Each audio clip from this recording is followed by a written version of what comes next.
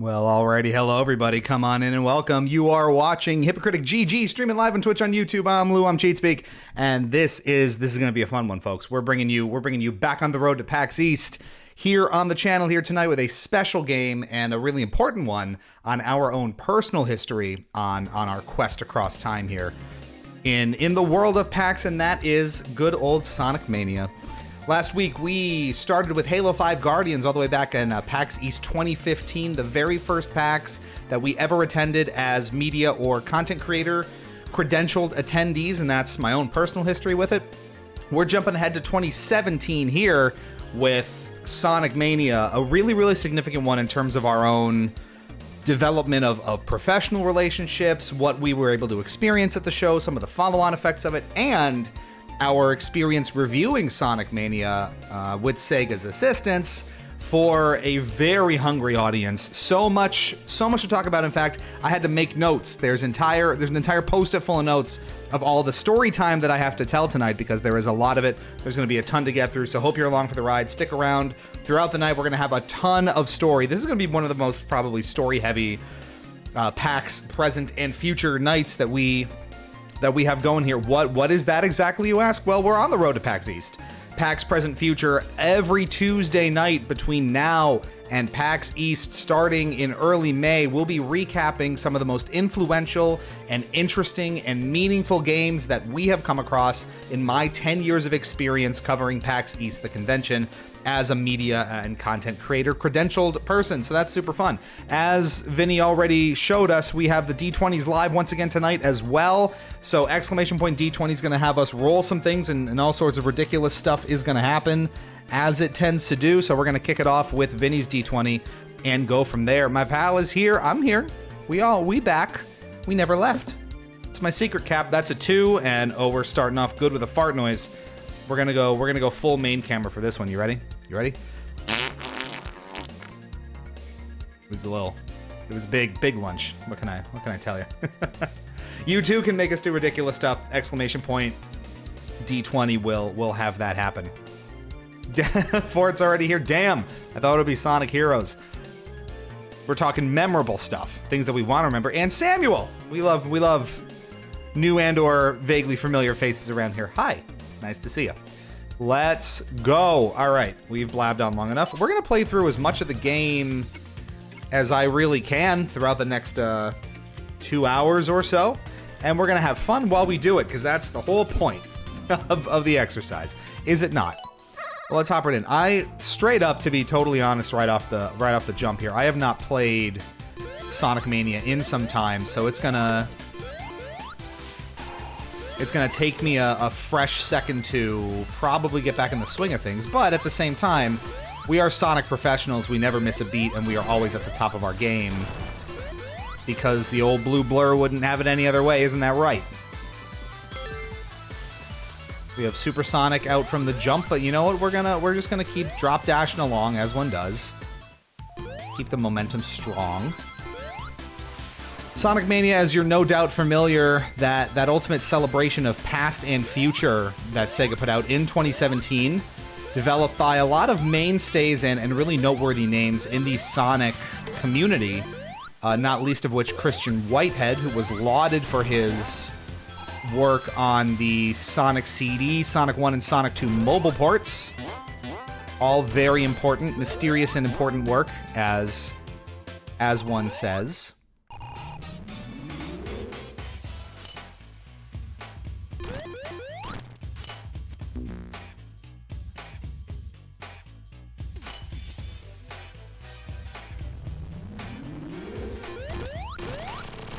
It's all very key to understand, you see.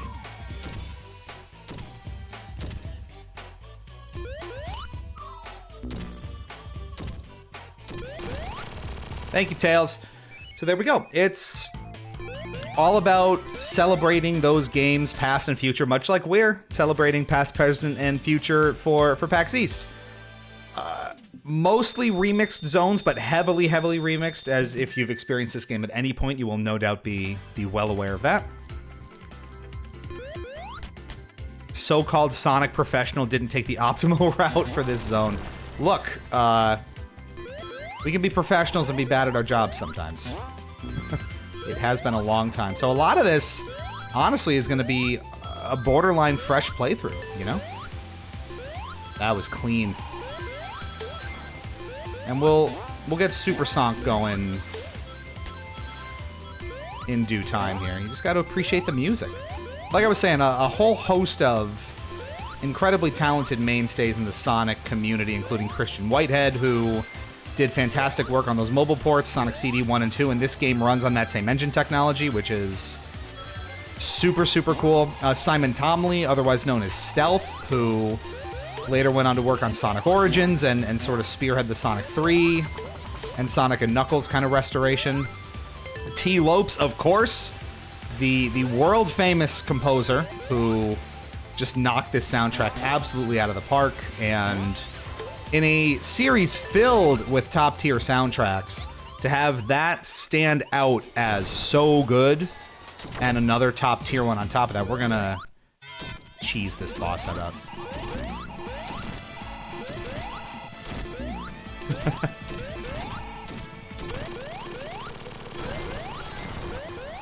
Death Egg Robot's got nothing on me. That's the whole point of the exercise, folks. Pop it, and that's nice. So it was quite the pedigree of people behind this game. Small team, obviously, kind of ad hoc in more ways than one, kind of bringing everyone together for this specific project. And it obviously worked out phenomenally well. Lightning in a bottle, perhaps never to be fully replicated again, certainly not with Sonic Origins and not with any of the games that followed, really.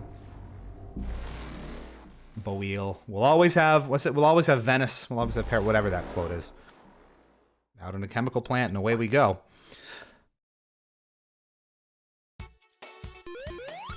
Just a delightful time. The drop dash, of course, changes everything, how fluid it makes it, the speed that it enables. Consistently, just wonderfully executed. And we'd expect nothing less.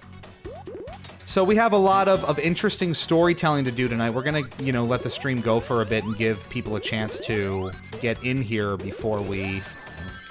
That's what I'm talking about. Your boy's a little out of practice. Before we get too deep into story time, want to give people a chance to... There we go. See, we have light fixtures set up for this. We have light animations.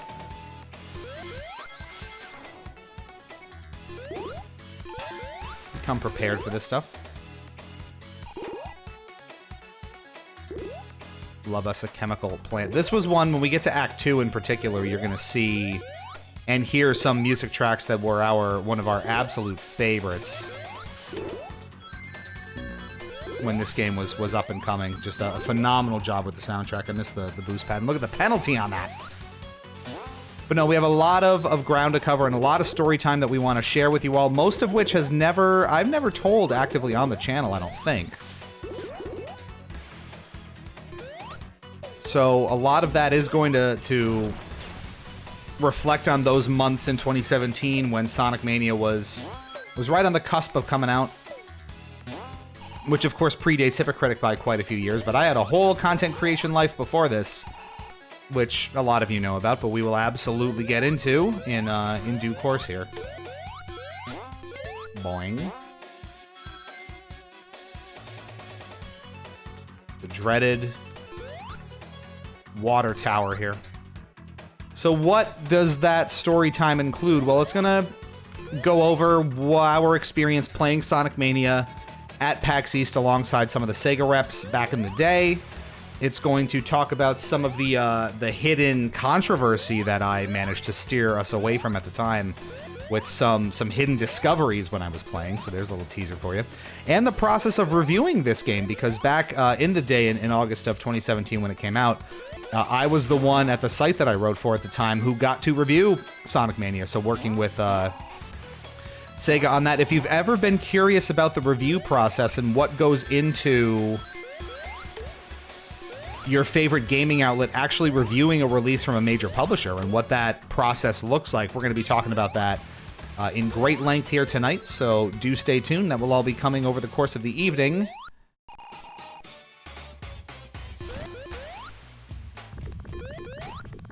Hope you're jazzed for it. We're just gonna have fun with the mania as it is here.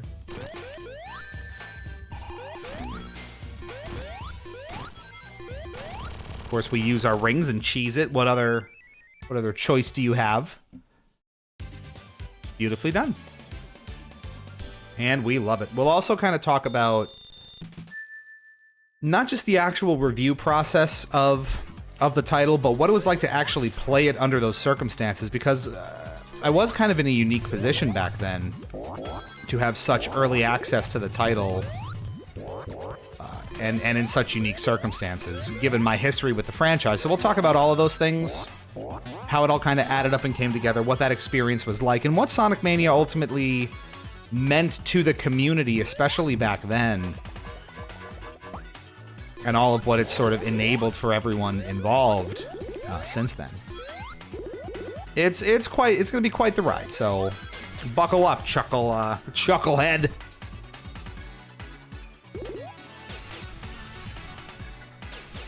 It's a trip down memory lane I've actually really been looking forward to, having been actively thinking about a lot of this content for today and sort of going over some of the storytelling and getting some of the details right.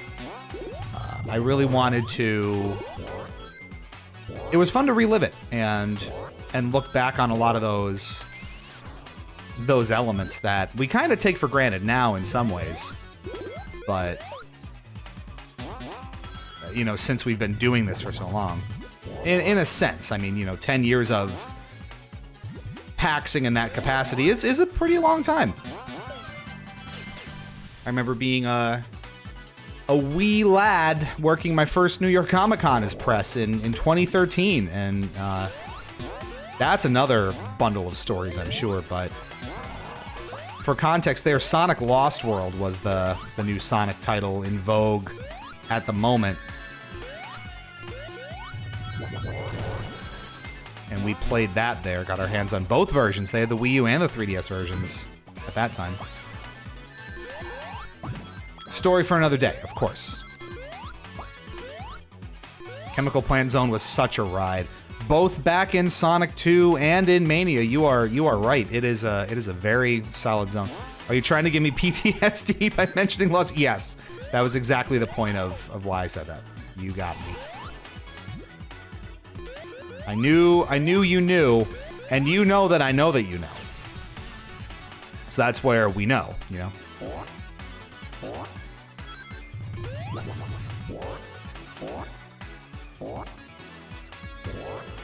I was like, where's the tube? I remember the tube.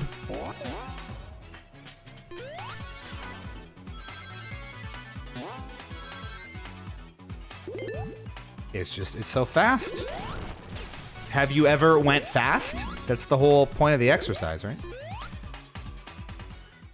Oh gosh, and what's this? We just kind of drop into a machine. Is it Puyo Puyo time? It is. Why wouldn't it be Puyo Puyo time?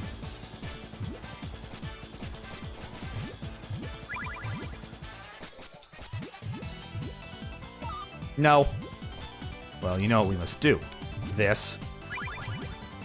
Ka-ching. All day with this. Diabolical. This really came out of nowhere and surprised people. I remember on my playthrough of this, getting to this part, and I was like, oh, people are gonna have some reactions to Puyo Puyo, and they did, as I recall, at least. It was quite the shocker. Sure, this looks a lot like Tetris, though, pal. Well, they are very similar. They're technically distinct. The beans are mean. It's more maybe a Mean Bean Machine reference than explicitly Puyo Puyo, but they're kind of cut from the same cloth, right?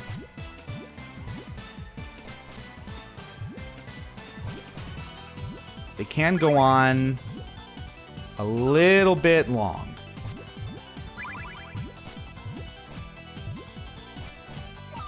Some extended Puyoing can happen. But did you know that I knew that you knew that? Yes. Extrapolate as much as you want. I'm always going to know. And he's gone. I like that they take the timer away and don't count the timer on that just because it's so... It's so Puyo Puyo. Isn't the game technically Puyo Puyo Tetris anyway? It's... a mean bean machine. I remember that one. Aging rapidly. Maybe we should look at that one at a certain point. Studiopolis! The zone they basically, you know, propped up the game with early on. And this is probably a good point to start getting into story time, if you'll indulge me. So, the year is 2017, and the Sonic fandom and gaming writ large is really looking forward to Sonic Mania. It was released or announced to great fanfare at Sonic's, I think, 25th birthday event, the one that got memed on for the audio issues and all that kind of stuff. And there was so much excitement around this kind of finally feeling like the one that Sega was going to knock out of the park. And hopes were riding high, and the Sonic cycle was in full effect. Folks were hoping that this was really going to be the one this time around. So, my first playable introduction to Sonic Mania was at PAX East 2017. They brought the demo that consisted of Green Hill and Studiopolis, and at multiple booths throughout, Sega had a booth. Remember when Sega went to PAX East? Sega had a booth, and there were other PC manufacturers like Acer or Asus that had booths with the game also running there. So it was in multiple places throughout the show, not just at Sega's booth. But of course, we played it there first, and you may remember back in the day, the Sonic social media channels, when they got like super memey for the first time, they were run by a guy named Aaron Weber, who has gone on to do great things at Sega. I think he's like vice president of corporate strategy and communications at Sega of Japan now, because he speaks Japanese, and he deserves all the credit in the world, and we are so proud of his continued success. He is brilliant. So he was there. So to give context at this, around this time, so from 2011 to 2020, I worked and contributed to... I'm dead already.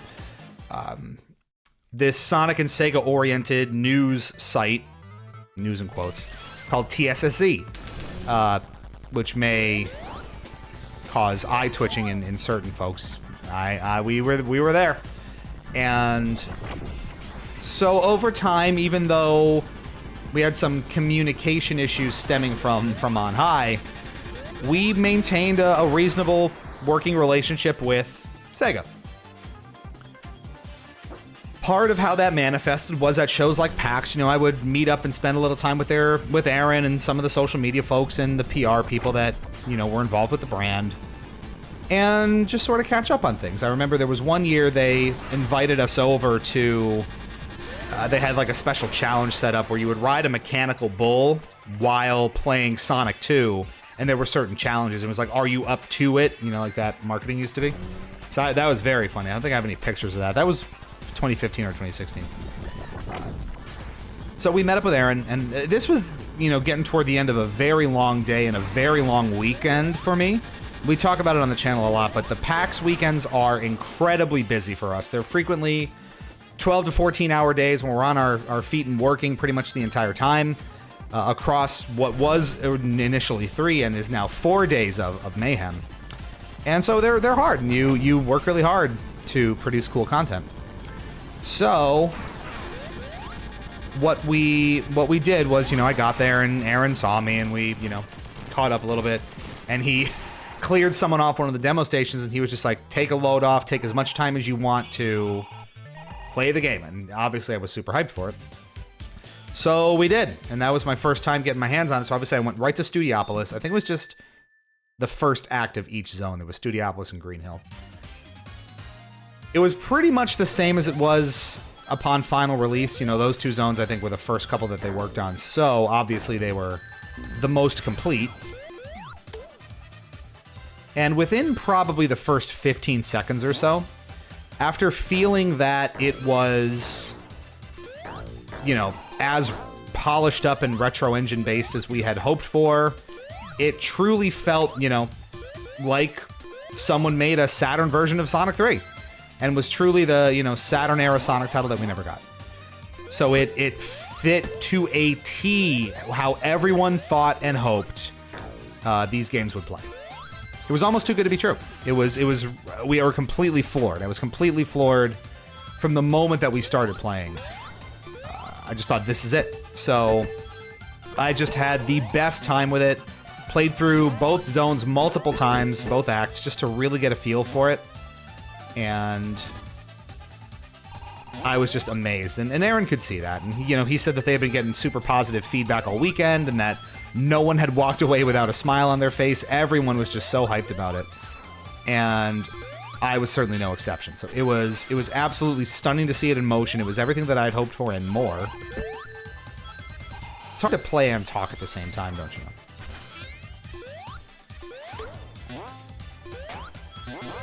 So as we were talking about it, you know, I was giving him some thoughts on it, and we were talking, you know, pretty candidly back and forth, and I told him, you know, with him leading up a lot of those marketing efforts, I said, I hope you're ready to shout this one to the high heavens and, you know, scream from every mountaintop you can. And he assured me that they were, and that they sort of understood what they had this time around. And I remember just saying something to the effect of, like, this is the big one, or this is it, or, like, this is everything. This is what, you know, people have been clamoring for. This is it. And I remember him just giving me, like, a coy little smile. Because obviously he knew what the rest of the game had looked like and what was coming up. And he just gave me this coy little, like, smile and a wink and said something just to the effect of, I know. So that's when the hype really began. So to see him so excited himself about the product, because that wasn't the case necessarily for everything that they were hyping up, right? But he was just so genuinely passionate about what this was going to be and how they were getting ready to present it to the world. It was just hype beyond measure. So having that opportunity at East in 2017 to sit down and get my hands on it well before a lot of other people did was just fantastic. And gave me all the confidence in the world at that point in time that it was going to be... We're gonna cheese this one. Even it's a very fun boss, but with the weather-related effects and everything. That buzzing in the background, if you can hear it, is a reference itself to that July 22nd, 2016, which you see up on their live stream that had so many audio issues. That's the level of fan service you get in Sonic Mania, which is just absolutely chef's kiss fantastic and cannot be beat. There's Full Metal. Hello! From the Ocean Sound, History Lessons with Cheat. We're bringing you back in time, me boy. All right, we got a D20 coming in from Full Metal. Let's do that first before we continue with the goings on. That is an 11, and that is joke telling time. We're just gonna pull out a Bo Burnham. It's a little dirty, but it'll work. I got my girlfriend pregnant on my sterile uncle's pull-out couch. Hey, isn't that ironic? We love a good Bo Burnham. So, Flying Battery. It's interesting that we got here because this is now going to be the first of many exclusive stories that we're telling here tonight, and never before revealed. So let's start with this. This is that unannounced discovery that I was hinting at before. So that was not the only time that I played Sonic Mania at PAX East that year. SpongeBob, me boy. I had several play sessions with it, one of which was at one of those PC booths. I don't remember if it was Acer or Asus or MSI. There were many, many more attendees of that caliber at PAX back then than there are today.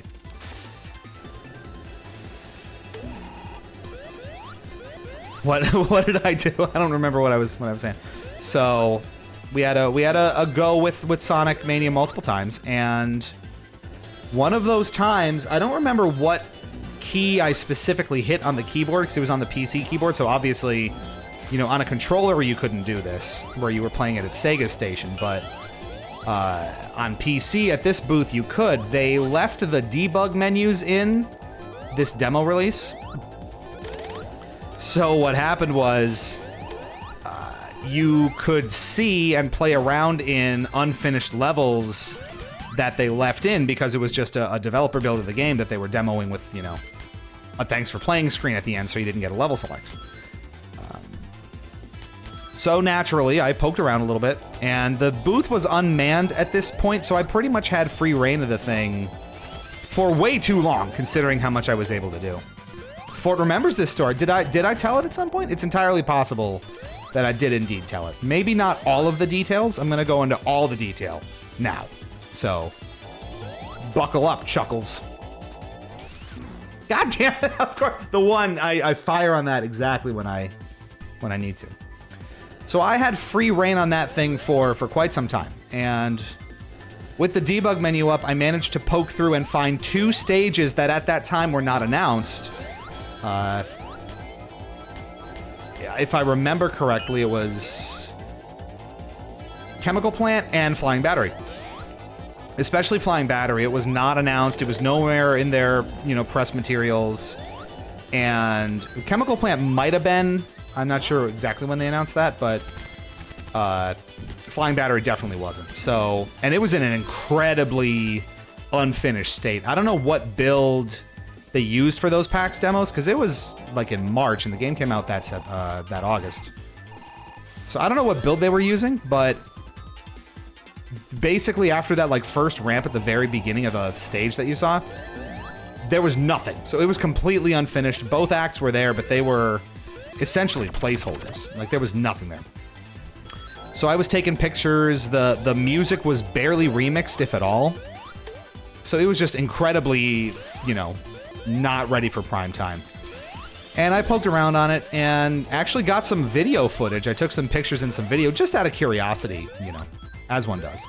And at that point, one of the Sega reps, who was not Aaron, came over and was like, hey, you know, something must have happened, just click this button, and because I guess you could pull up the debug menu before, but maybe people weren't digging around. So she said, hey, you know, just press this button and you know, get out of that menu. And then I think she saw how far I had dug, and she started asking like, oh, you know, who are you with? You know, it's so nice to meet you. How's your show going? Getting real, like, noticeably more kind of interested in who I was and what I was doing, and much more kind of polite about it. Not that she was impolite, but you know what I mean. She was much more chatty at that point. And then she told me to just hang out at the booth for a couple of minutes. Not in like a threatening way or anything, just sort of like, hey, you know, I'm actually gonna... I think it was under like, I'm gonna introduce you to Aaron. And I said, oh, you know, I know who he is. We talked about it. He's like, I'm gonna go get him. Just hang on for a second. And so I hung out for a little bit, and then Aaron did indeed come over. And I guess she had told him that I had seen, you know, the unannounced zones that were still hanging around in the build. And so he, you know, starts explaining like, well, take everything with a grain of salt, you know, nothing that's in there is gonna, you know, necessarily be in the final product. There's a lot of development stuff that's in there. And I was like, sure, Aaron, wink, wink. Obviously, the stuff's not gonna be in the build if it's not planned for final release, but, you know. Damage control, etc. Presses the button with concern. She did give me the what you doing eyes. Absolutely. So kind of understanding the situation. The thing you have to understand at the time about TSSZ in general was, fairly or not, kind of based on the not antics, but the personality and the sort of behavior of the guy that ran the site. It was more so known, and I hated the site having this reputation. It was more so known as kind of a tabloid, or almost like a junk news outlet in some ways, kind of that sort of thing. Eager to provoke like drama from his perspective, and you know, drum up controversy where there shouldn't be any, that sort of thing. I remember there being a header for the articles that he would publish of that shot, that like meme shot from the opening cutscene of Sonic Unleashed where he's staring at the camera like, ah! And it just said drama with like 8 A's at the end. So that kind of gives you a feel for the vibe. So I think he understood that, you know, while I wasn't necessarily the arbiter of those sort of things, the outlet and the people I ultimately answered to were. So, yeah, it didn't have the most stellar reputation, unfortunately. It was a great creative home for me for almost a decade. And someday that tell-all will take place. I never fully pulled the curtain back on a lot of those years, but one of these days maybe we will.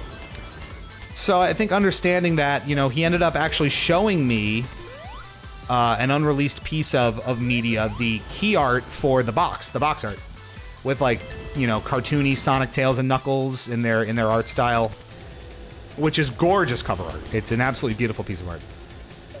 And as sort of almost like an olive branch, I think, where he kind of leveled with me and he was like, this stuff's not announced yet.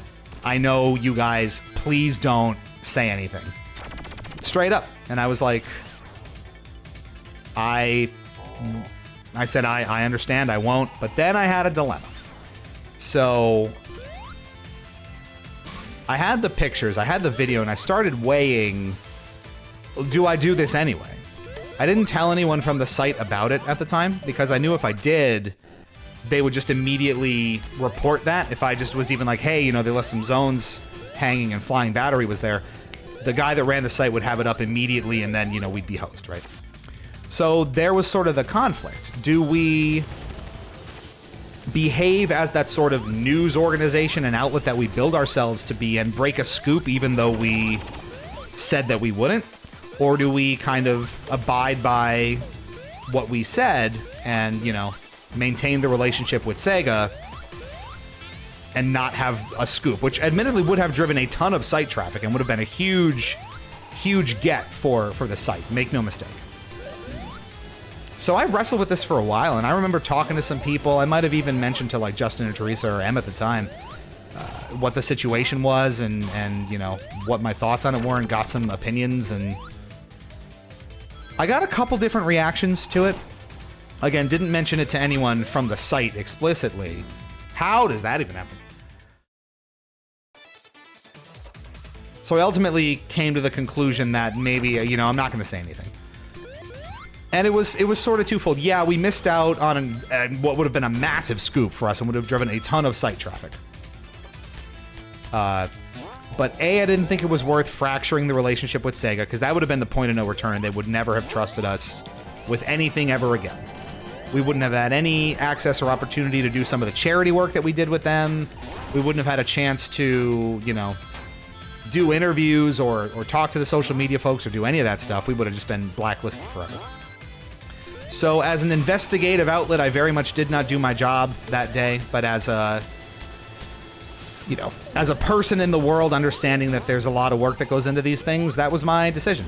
And it was also that idea of, you know, like, I knew, or at least had crossed paths with at least a couple of the guys that were working on the game. I knew how hard they were working on it. I knew the level of passion that was going in. I knew how excited they were for these little reveals that Sega had planned, and, like, one zone at a time, and they were so carefully looking at the feedback from everything. I didn't want to spoil that reveal. So we didn't. Never did tell anyone from the site about it. Maybe they'll stumble upon it here or figure it out at some point. Not that it matters. It's almost 10 years ago. But that's where we landed on it. And in a pretty ironic twist, I'm pretty sure, this is speculation on my part, but I have a feeling that Sega and Aaron were kind of hedging their bets a little bit there too, because a few days after PAX, what was a very hastily cobbled together trailer for Flying Battery Zone, announcing the zone, was released to their YouTube channel, like I said, like a couple of days after PAX. So it was clear that that was put together in a hurry, that it was not announced on the timetable they had initially planned.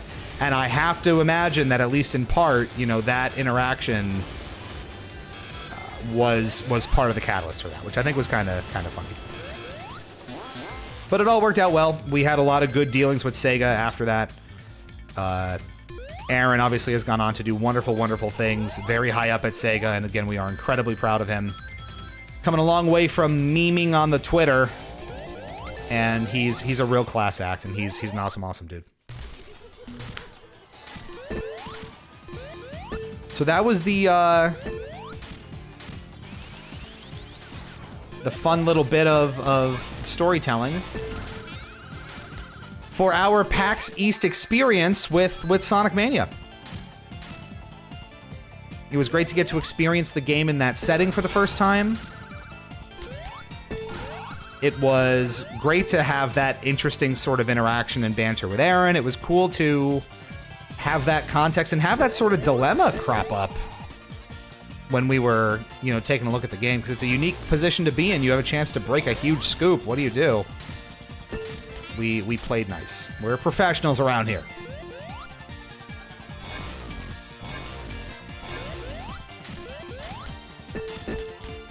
I have to think that it would have been very different otherwise. This boss always took a while.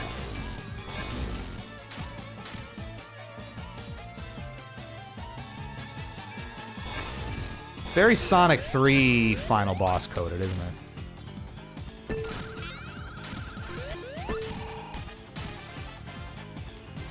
It's giving big arm in the back there, isn't it? Isn't it? Wouldn't you say? Thanks for picking that up, Tails. Oh, God.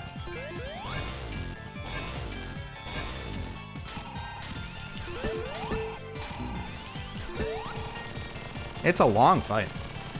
A very reputable site. Will the tell-all be titled Cheat Speaks, a spin dash through the years? It will now. And you're not getting credit for it. No, I kid. I kid. So that was the PAX side of it, and that was such an influential game for us because of some of the interactions with Sega, because of that cool sort of morality moment, I guess, for lack of a better term. Here we are in Press Garden, and what a treat it was to see this zone for the first time. Really digging into some of the original stuff that they put together for Mania during the review process was just absolutely killer. How are we doing on time? We're like 45 minutes in. So the rest of the story is still to come, which is the review piece of this and us actually reviewing the game and working with Sega and doing that. Obviously, it's pretty familiar territory for us now since we work with publishers of varying sizes, do review content, work within their guidelines, all those sort of things. But it's a little bit more strict and stringent, I find, for larger publishers like Sega. So the back half of Storytime will be us sort of discussing what it was like to review a sizable release like Sonic Mania from a sizable publisher like Sega, and how it sort of compares to our typical review process now of working with primarily indie publishers, where we get our review copies from, etc., and sort of comparing and contrasting, because it is a fairly different process, I would say.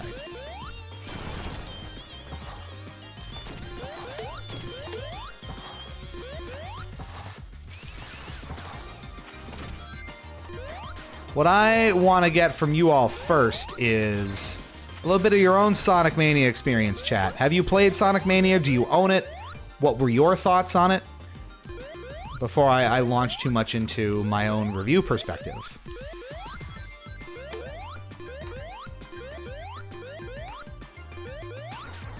Talk to me, chat. Give me your own Mania about it.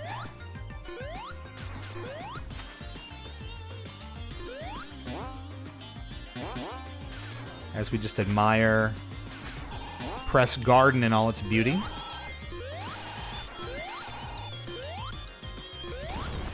It really is such a unique looking zone. I love that they were able to so successfully capture the vibes, the unique vibes for each of the 4 original zones that are in the game, because it is 2/3 remix zones and 1/3 original stuff.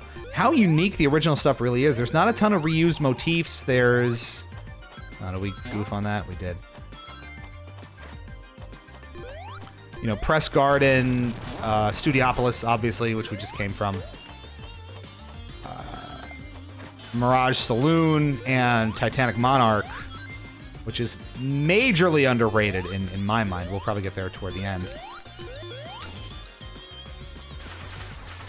Give us some thoughts here, chat. I just love how original the original stuff really feels. And that, I think, was most of what people were calling out at the time, right? It was, the original stuff is so good, they wanted more of that original stuff. And while the past and future gimmick was good and is what kind of made Mania possible in the first place, there was obviously a hankering for more original stuff.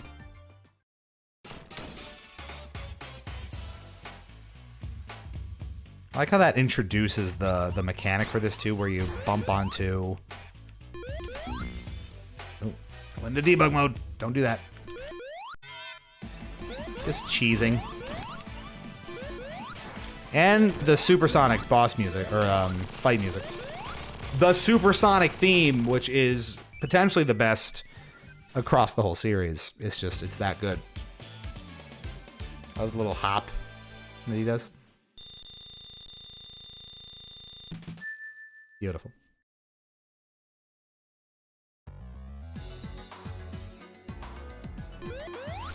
It's beautiful. This zone is just gorgeous. Like, I still can't believe how pretty it really is.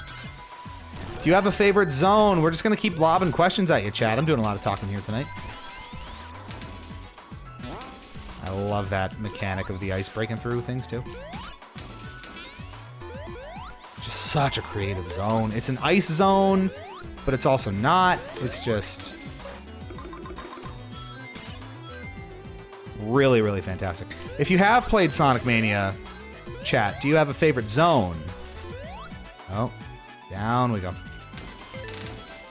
You can even break it up if you want. Favorite original zone.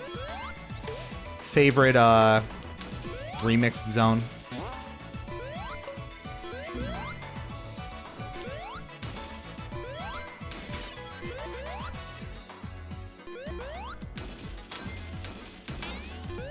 Ooh.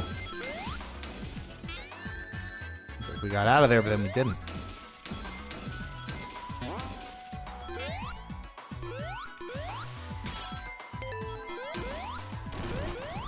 Just taking the hottest of seconds here to admire it all. You have to admire the beauty of the zone.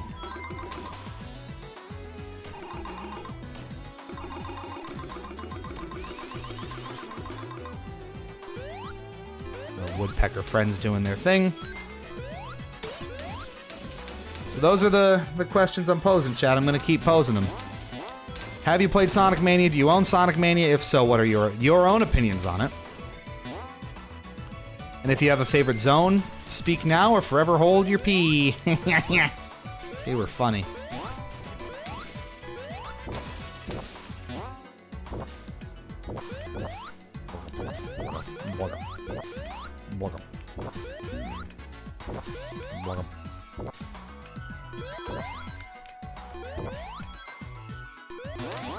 The music is gorgeous too. T-Lope's on the soundtrack, which really rocketed him into the stratosphere of not just the Sonic fandom, kind of proving once and for all that he is just the exceptional mastermind that he is. I'm one short of being able to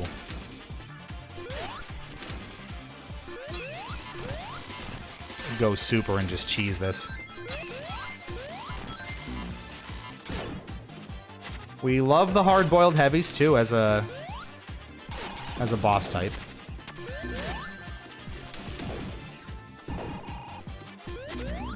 Ooh, except for when they kill me.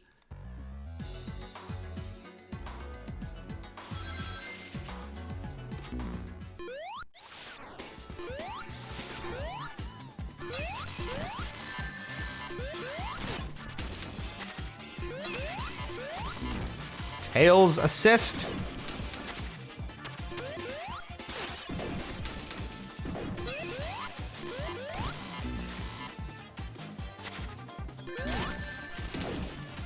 Oh. The ring even bounces off of the ice. That's crazy.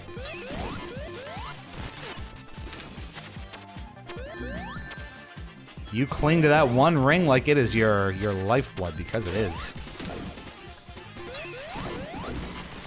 And there we go.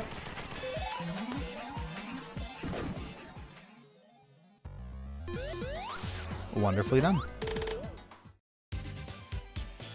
Drink to that. How we all doing out there, by the way? Staying safe, doing well, I hope.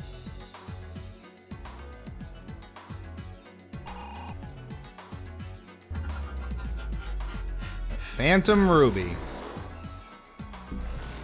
About as good of a device for revisiting, you know, older zones as you could ask for. You're just kind of getting warped and thrown around all these different places. Stardust Speedway.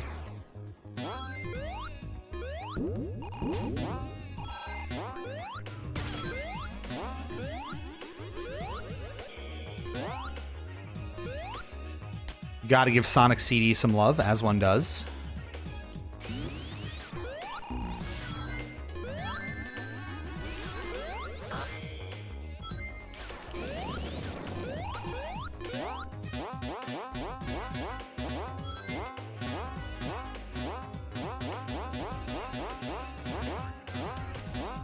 Break it down, break it.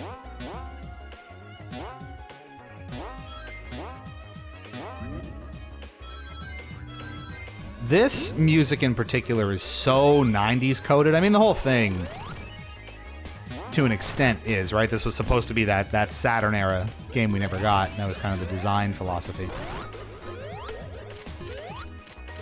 Muncher. I don't know what they're actually called, but he's a muncher to me. But yeah, this zone in particular, it just feels so like 1997 about it for some reason. I couldn't tell you why.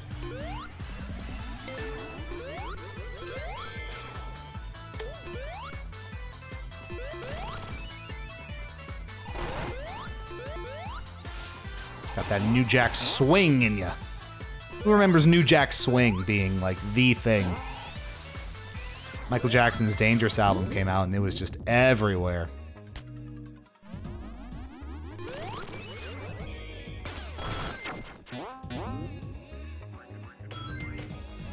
Break it down, break it.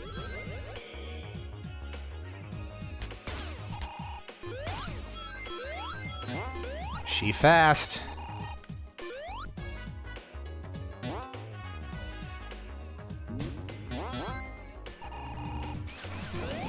This was a good idea. I have not played, damn it, Mania in a long time, and that makes me sad because of how significant and special this game really ended up being, and that's what we're going to talk about sort of in the second half of the stream tonight is all those sort of things that we've been teasing, you know, how we went about reviewing the game in its entirety, you know, what that sort of process looked like, and what were some of the other things. Actually, the experience of actually playing it and how significant that was.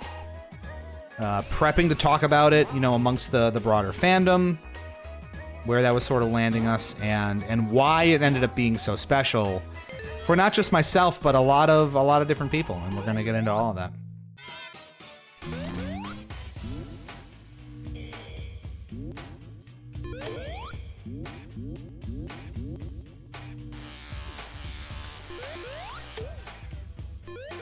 Bye, friend.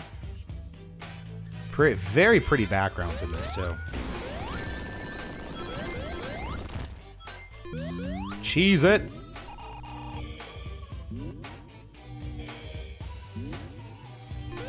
Boop.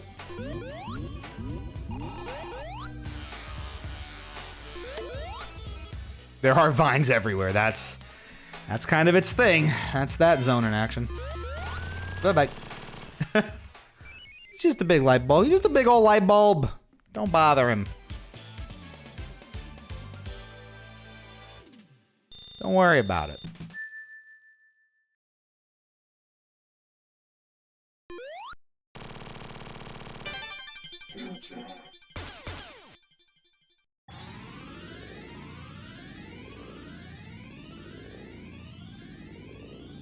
Wonderful Sonic CD time travel transition. A little faster than it was on the Sega CD back in the day, and oh, this is just a gorgeous piece of work, ain't it?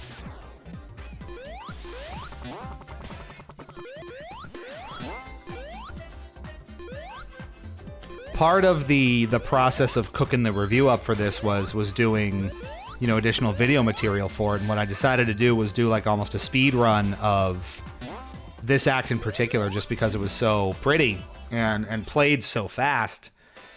It ended up my record was firmly trounced by the time actual people and players got their hands on it, but it was fun.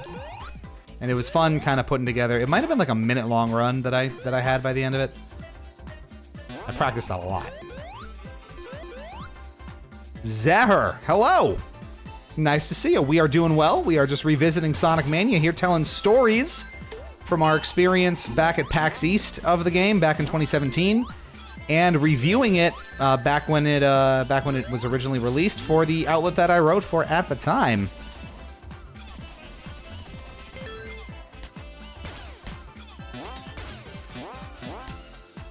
Sonic folks may remember TSSZ News fondly or not. That was my home for a good long while. Nice to see you, Zara. Come on in. We're playing big time. So we'll get into the review side of the story here in just a couple of minutes. I'm looking over, not actually playing. It has been a while too. I have not played this game in some time, so you'll have to pardon the rust. Because there will be much rust, and there already is. There we go. Also, for, you know, Vinny and others, I did muck around with the OBS settings a lot before this stream, so hopefully it's all still looking competent.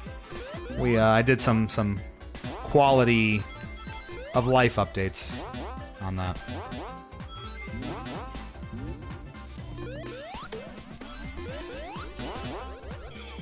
At least this boss was nerfed a little since the game's really. Yeah, if there was any stumbling block that Mania really had, and I would argue that there really wasn't, it was probably that.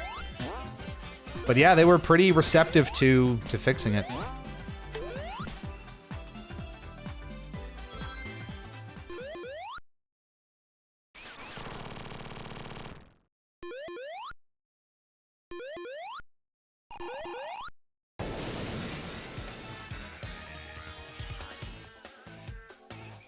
Love this remix. Go time.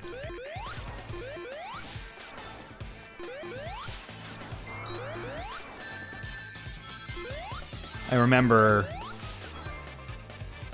T in particular getting all in like the where's the here when this was making the rounds and him playing with that. It was a lot of fun. T is such a great dude, too. T. Lopes, the composer of this, a mainstay in the Sonic remix community and the music community for a long, long time prior to this. The guy was just absurdly talented. Obviously still is, and he's gone on to do some pretty amazing things.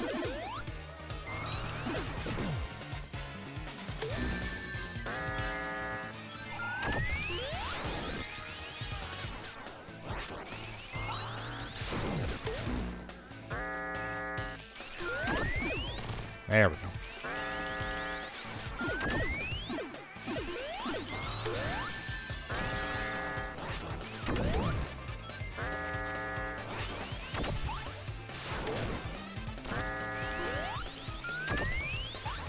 He is so great. We had so back in the TSSZ days, I had the good fortune of interviewing him a couple of times for the site and picking his brain on some music-related things. Obviously, back before he was involved with Mania or anything similar.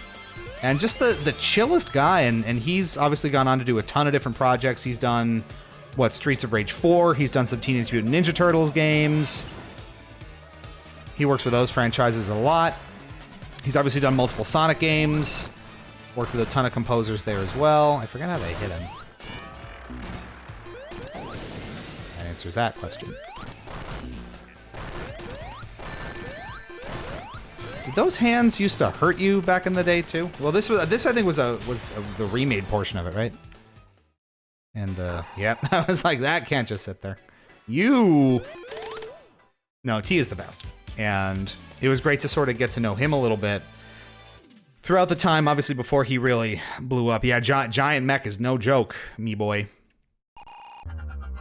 He never got big back in the day. Well, I mean, he had a real arc through time on his own accord, right? I mean, Mania, when he was officially brought on for it, was obviously the big break there. But he was, I would say, he was pretty well known and pretty beloved in the Sonic community for years prior to that. You know, his remixes pulled a ton of views. Everyone had positive things to say about him. Once Mania came out, that really put him on the map as a legitimate composer and someone who really took the time to understand and bring to life the musical elements of those old franchises that people really loved. So obviously he was a great pick for Streets of Rage. He was a great pick for... He did do Streets of Rage, right? Streets of Rage 4?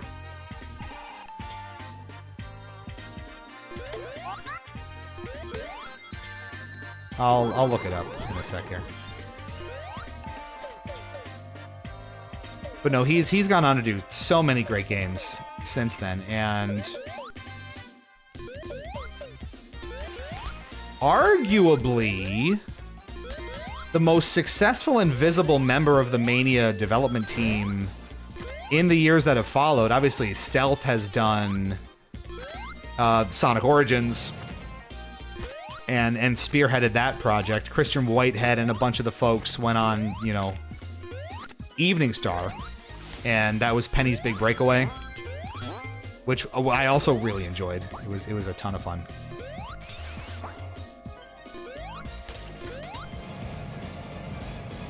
So that's where most of that team went. Stealth, of course, going on, and he had a Kickstarter I think he was trying to fund for, I want to say, a vampire or like Castlevania inspired kind of game. Which unfortunately did not meet its funding goal, and I'm not sure what he does these days. After Origins didn't go so hot, I don't know that his relationship with Sega is all that great anymore. So, kind of leaves a question mark there. The water level, the trauma. This is my favorite level in Sonic. There you go. So I was asking before of the crew watching here what their favorite stages were in Mania. This is a great pick. When I was reviewing it, and I started getting to the unannounced zones and the parts of it that hadn't been revealed yet, this was when I started to realize, like, oh my god, all bets are off here. Like, we could be going anywhere in the back half of the game. Because you would imagine the really obvious, like I was expecting, you know, Marble Zone, Aquatic Ruin, probably. Some of the really obvious ones. But to my great surprise, this was my first cue back at that time where I was like, oh, we're really exploring the depths of this, aren't we? And then as we get to some of these other ones, you know, you'll know there's Oil Ocean, there's Metallic Madness of all things, there's Lava Reef, there's a ton of them that you wouldn't necessarily expect. From even a you know, for the fans, by the fans project like this. This was before we settled into, you know, Chemical Plant and Sky Sanctuary and Green Hill basically being the only retro, you know, locations that exist, right?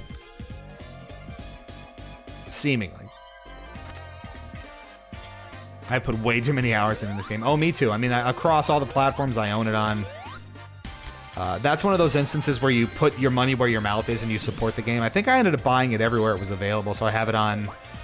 We're playing it on Switch here tonight, but I have it on Xbox. That was the platform I reviewed it on. I have it on PS4, I have it on PC, and I have it on Switch. So, all the main four. That is absolutely an instance of you want to support something that you see as working. Because even for what are sort of a little more, you know, fan-oriented companies like Sega...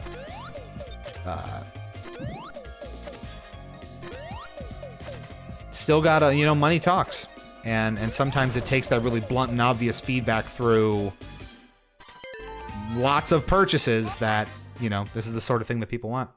4,000 hours! My goodness. I can't say that I'm that deep into it, but on what platform? And see, now I'm curious. You got me wondering.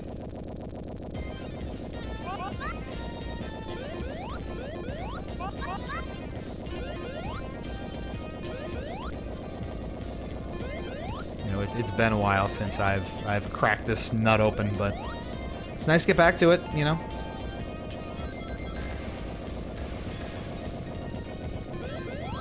That screen shake is aggressive. Oh, of course.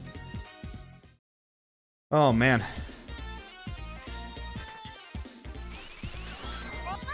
And of course, there's a stink made about it. Is it Hydro City or is it Hydrocity? Because there is a right answer to this. T will tell you it's one thing, but it's probably the other thing. This is a real hot button contentious topic. Oh, Tails is on the other side of the wall. I'm sorry, buddy.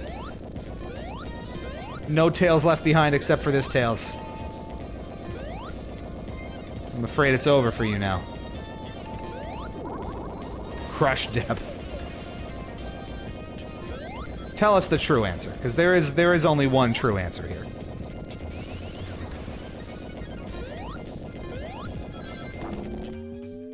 This is one of the greatest bosses in here. You get to play with this. With this pain-in-the-ass boss from Sonic 3, right? Obviously. You getting to do it to him is just one of the greatest thrills a Sonic fan could have.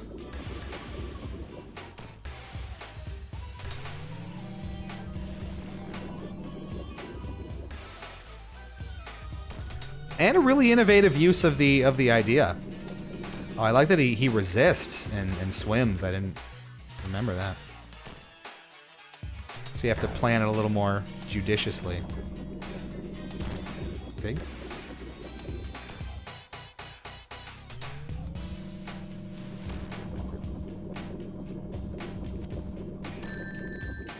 Oh, it doesn't count. I see. I didn't remember that. You just got to get like right under him. There you go. Hid. I would butcher that. Hydrocity, if you're British. That's right, Karibo shoes. Very good. The true answer is Hydro Kitty, because Sesame Street taught me C is for cookie, and that's good enough for me. I was not expecting that. Very good. Act 2.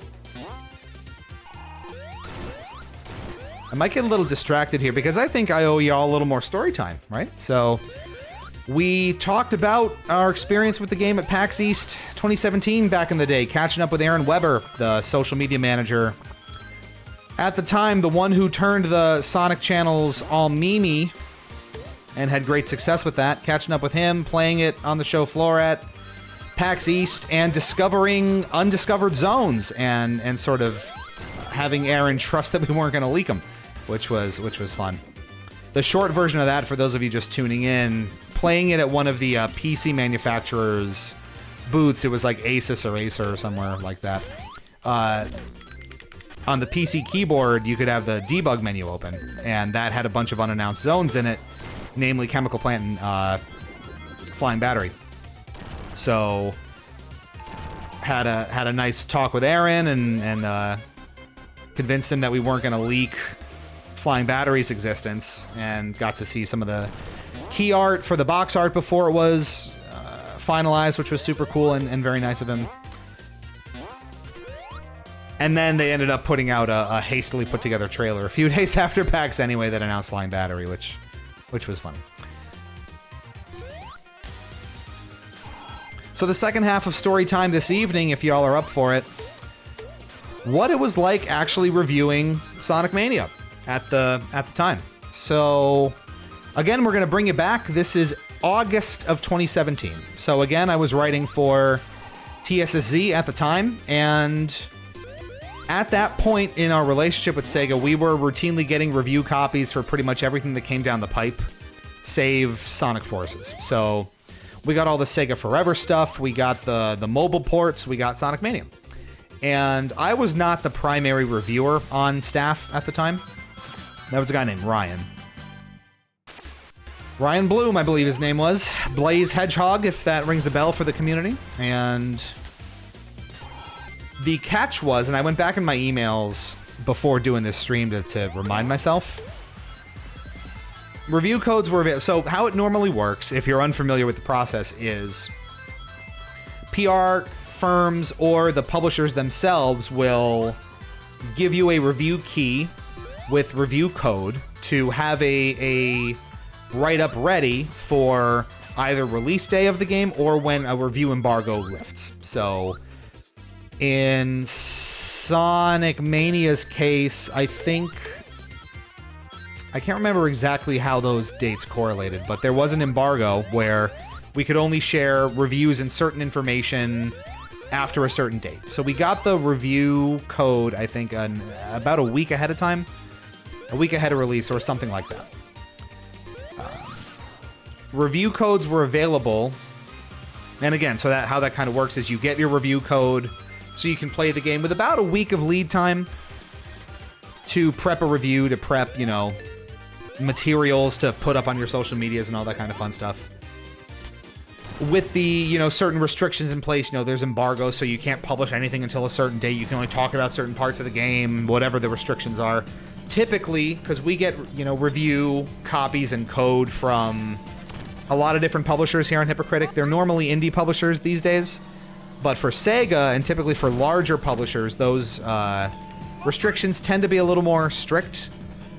You may only get to show certain parts of the game. You may only get to publish a certain amount of video material, say like 3 minutes worth or 5 minutes worth. That was a restriction for Mania. And other sort of restrictions in that vein. So we were working on it. Review copies were available for all 4 launch platforms, but only the PS4 and Xbox codes were available with so much lead time. I think the PC and Steam or Switch versions were only available a couple of days before launch, and that just wasn't enough time to get all our material together. So I was the only one on staff at TSSZ who had, damn it, a PS4 or an Xbox. So review duty kind of fell to me. So I got it on Xbox and worked with their publisher or their PR partners and got all that squared away. And you just kind of abide by the embargo details and work on your content. So I had about a week, and I ate, slept, and breathed Sonic Mania for about a week straight. Prepping all of the content, doing the review, recording all the video, getting all the coverage together, all that kind of fun stuff. And the experience of playing it when it was in no one else's hands yet was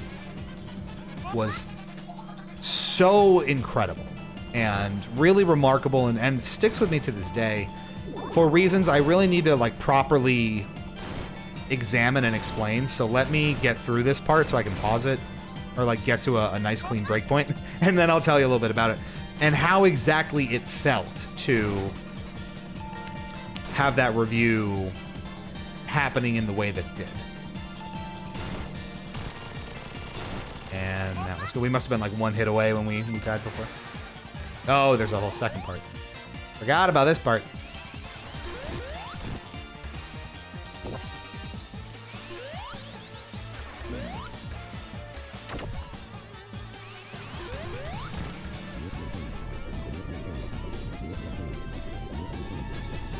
It's very gooey.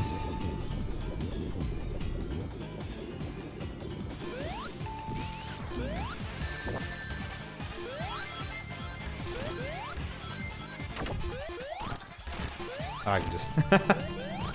Duh. I think it would be really cool to play before release like that, but I doubt I will ever get a chance to do so. Well, it's... The thing with that, and we've found that over the past couple of years as we've expanded Hypocritic and, you know, gotten publisher and marketing relations built back up and, you know, working with all these companies now, you kind of do have to have something established in that space. Pretty much, you know, most publishers, here's Mirage Saloon, will not just kind of hand review keys out to everybody. So we've had the good fortune here on the channel to do that a few times. We don't get a ton of review code access, and I don't have a ton of time to do them, frankly, because they are a major time commitment. if you're watching on our YouTube, you'll see a lot of the reviews that we have on there. It's a lot of them are 20 to 30 hour endeavors for what amounts to like a 5 to 7 minute video. They are really considerable time investments, and I'm gainfully employed. This is not my full-time job by any means. And my actual full-time job, I'm a first-line manager at a very, very large tech company. That takes up a lot of my time. My commute is tough, so it's, you know, you have to kind of manage your time and meter that out a little, you know, judiciously. But where possible, I love to do it. Because it's, especially for smaller, like, indie games that don't get a lot of mainstream, quote-unquote, coverage and reviews, you know, that's where it's really fun to give people insight and opinions. Because a lot of the time, you know, they're looking to smaller outlets for any sort of opinion on these games. And we've had a few. There's, a game called Kama Eru, a Frog Refuge that we had pretty good traction on. Rugrats Adventures in Gameland, the actual NES game that came out last year. Slime Heroes, which is like a Souls-like, kind of like an accessible Souls-like, like Baby's First Dark Souls or something like that. Where are we going? Choo-choo! I love this bit. It even hints at where you're going. If you look really quickly, you see the barrels for Oriole Ocean Zone. Let's not die. Well, now you don't have to look so carefully. They're right in front of your face. But that foreshadowing is fantastic.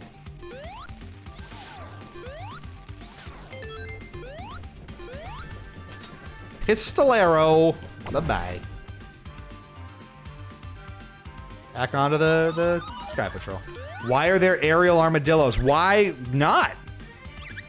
Sonic just getting flushed through a sewer line by a giant airplane, all like, yep, Tuesdays suck. I'd be too busy breaking the game. Well, you know, a lot of the time with, you know, certain releases, they do encourage you to, you know, report bugs and you know, actively tell them if something is not working. You know, I've had one or two games like that in our tenure here where they did end up fixing some bugs or correcting things with like a day one patch based on review feedback that we were giving them. Like, hey, this is broken. This feature doesn't work. I can't get XYZ to function. A lot of, especially smaller teams and really small indie developers really thrive on that sort of feedback. And that's what it sort of takes for them to, you know, get extra eyes on the game. They may not have very robust QA infrastructure. So, you know, different hardware, different combinations make it viable for them to improve the game.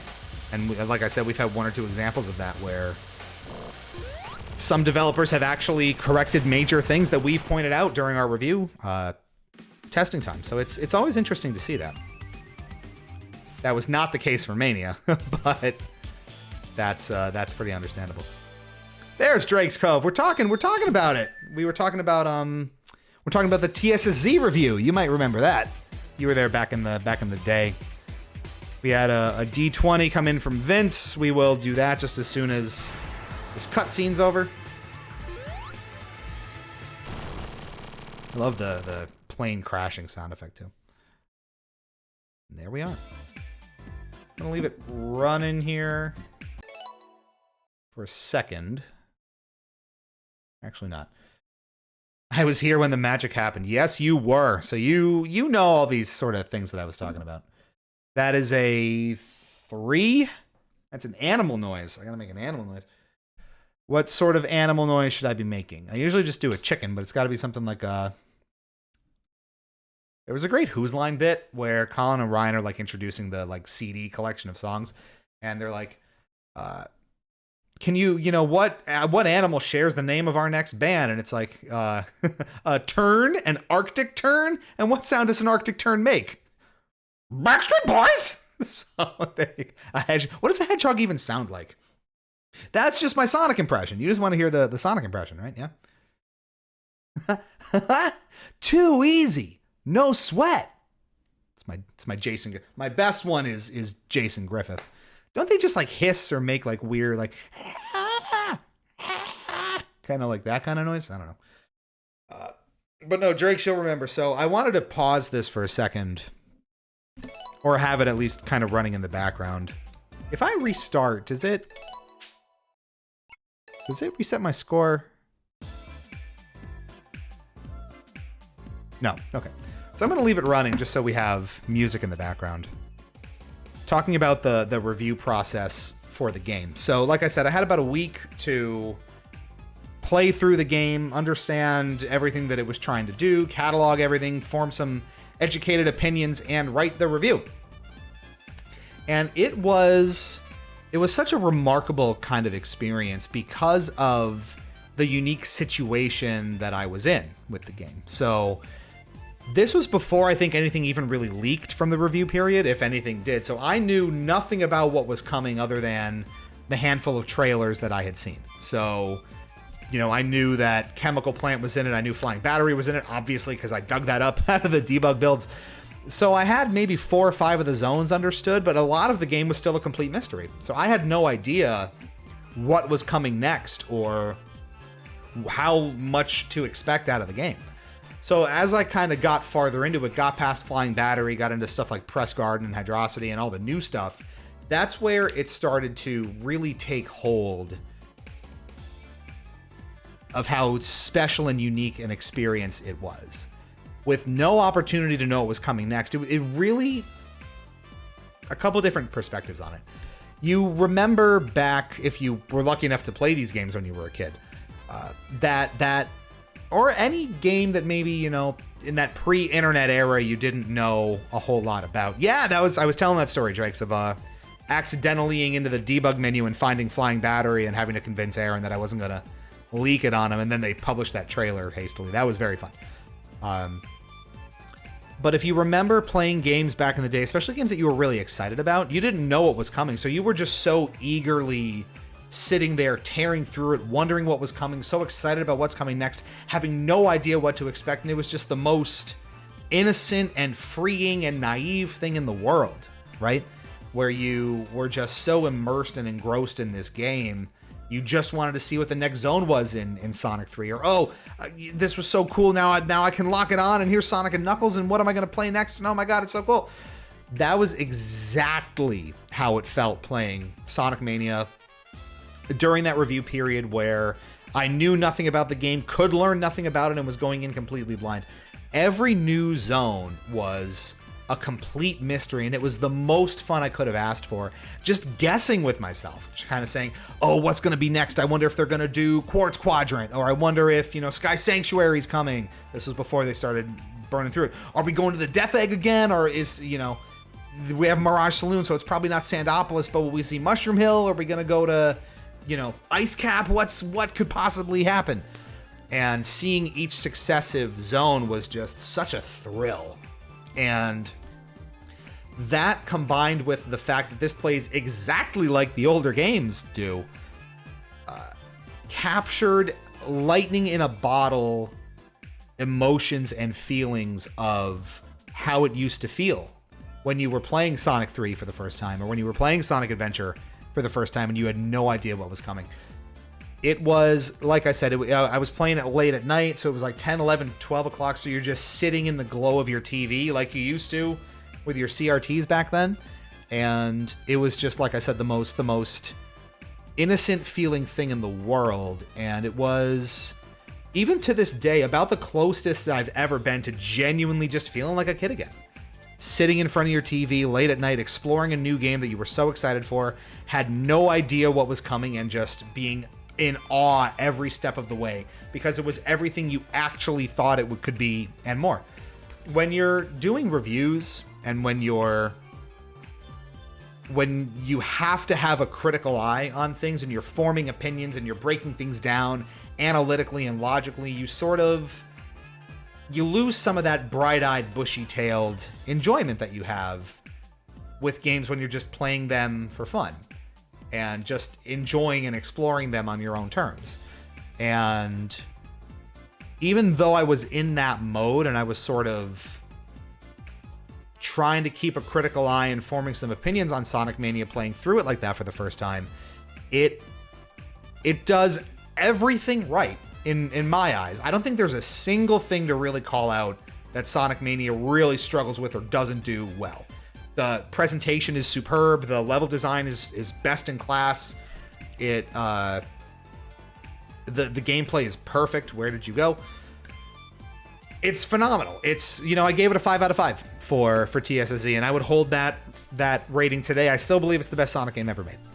Come at me, bro. And even having that critical eye, it all kind of melted away because I wasn't finding anything to criticize. And all the way through, soup to nuts, start to finish, it was as enjoyable a game experience as I've had before or since.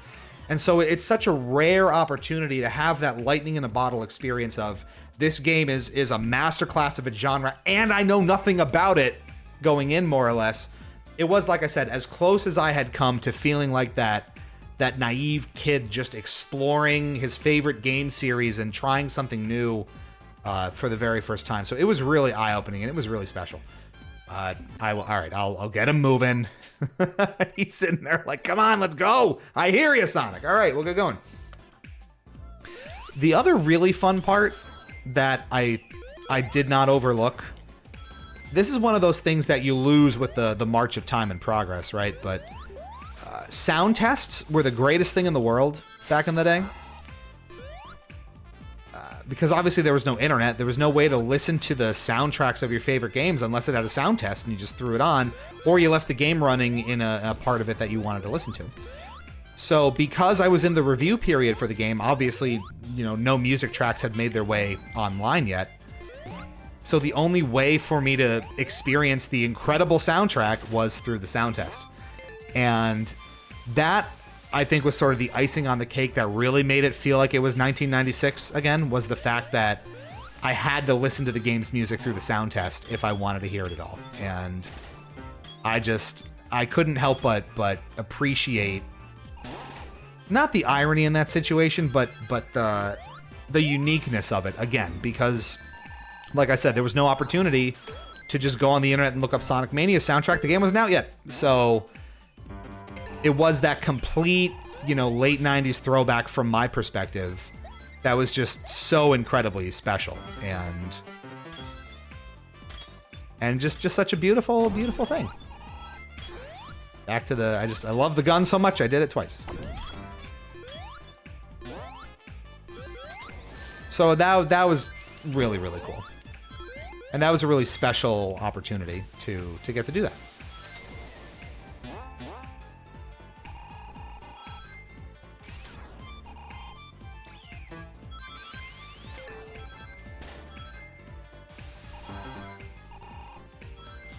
I love that the music notes you play kind of sync up with the soundtrack too. Lou going back to his childhood. You bet. It really was. It was it was exactly that sort of back to the past throwback and representation of the series that we'd loved for so long, and it was perfectly done. It truly was. Party like it's 1996. Just leave a character idle in game with a selection of banger music. That's exactly what we did. And that's exactly how you had to do it. And I just loved that. It's even got the Game Gear sound effects. They really, I mean, the fan service in this game is impossibly good. It just hits every note so perfectly. Oh, be gone, bot. We were having fun.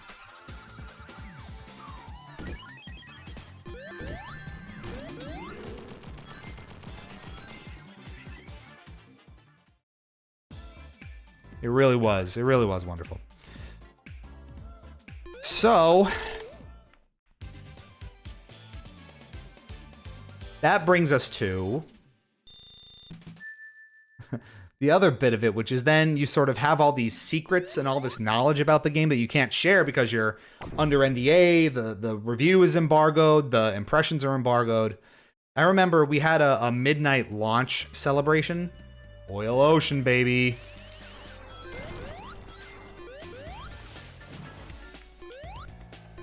We had a midnight celebratory stream for the game's launch on TSSZ, and, you know, I was dancing around, you know, things I could say, things I couldn't say, and the hype was just off the charts. I think we even had a few hundred people watching that stream, just in preparation, because we were talking about it and we had the review copy.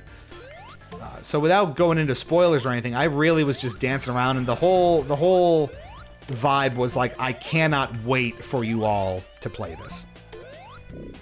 Knowing how much people were going to love the game, and how much fun everyone was going to have, knowing how much fun I had with it, I was so excited to have that knowledge sort of pent up, and knowing what was coming. And watching people sort of experience that for the first time was just so gratifying and so much fun. So it was an amazing opportunity to have the chance to review it like that. To date, it's probably the biggest and most high-profile game like this that I've had the ability to review, which you don't take for granted, and was very, very cool. Of course, now we do focus more on the indie space out of necessity, but also I think it's worth putting more spotlight on those games that don't get as much attention.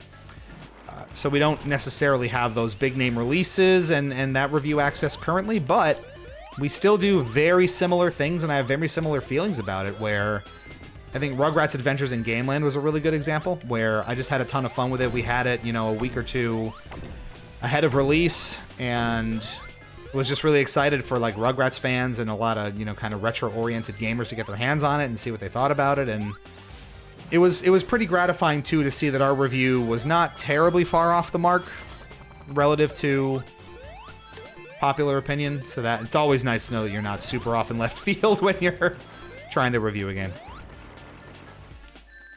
So that was all very cool. And the last little bit I want to talk about here... Oh, we back, Fomel. You missed all the story time. We had big time story time here tonight. Watch the VOD. It's all on the replay. We know what's going on. Oh, no. Not getting double tapped this time, Vinny said. The entire story. A lot of story. There was a lot of story time here tonight. As promised. We deliver. We're going back to the past. We played all the shitty games that sucked ass. And then we played Sonic Mania. I would cheese this guy so hard. Just go straight Supersonic on it. Don't even care. I like that he fades and goes into the background. Lou almost became an international villain with the with that. I always have to be reminded that Sonic Mania is a game that exists. Why do you think that is? I forget about it too sometimes, which is weird because, like I said, I still believe that it is the best Sonic game that's ever been produced. Yeah, I'm of the same opinion. I absolutely love this game to death. And I would never speak an ill word about it. But yeah, it's not one that I return to super, super often, despite loving it so much. But to be fair, I don't necessarily return to, like, the older Sonic games either. Just generally don't play them as much as I used to, period. But it has been a while since I've touched Mania. Chemical plant indeed. Yeah, it's gooey around here. We pollutin'.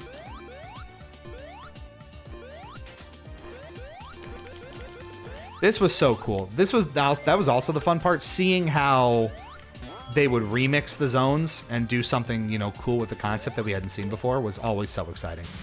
Seeing this in Oil Ocean was, people didn't necessarily love it in Sonic 2, right? But, seeing it in action like this was just incredible.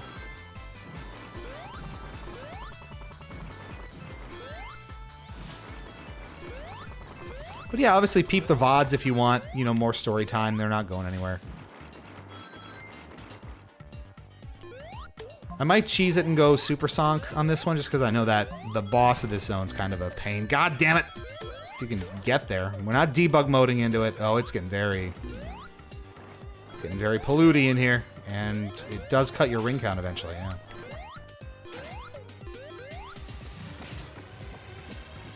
Oh, but you are safe if you go into the sub. That's clever.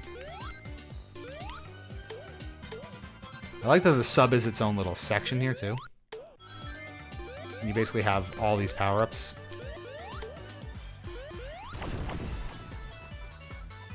Charlie Vowel. Were you going for a D20 there? I think I see what you were saying. No super song for me. We'll get there. Maybe.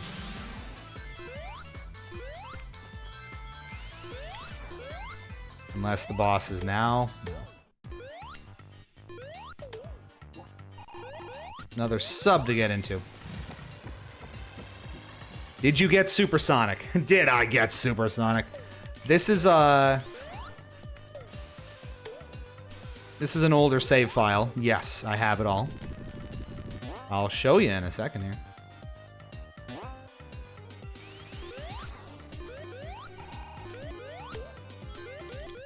That's a yes. On the Xbox version, where I have the most playtime, I've got everything. Like, I have all the gold medals from Blue Spheres. We tore this apart. Like we were saying for our for the review that we did of it back in the day, all the experiences at PAX and the like, we really went ham on this meal. And it auto clears up. That's fine.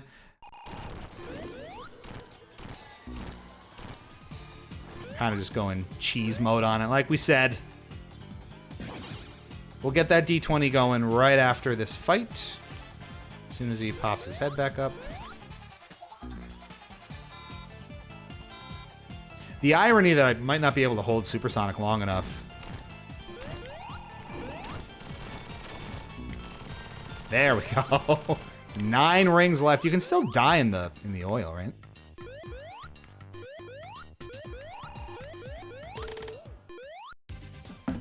Boom! He jumps off of it too. All right, let's roll that dice quick for Charlie. We have our custom dice rolls here, and you've got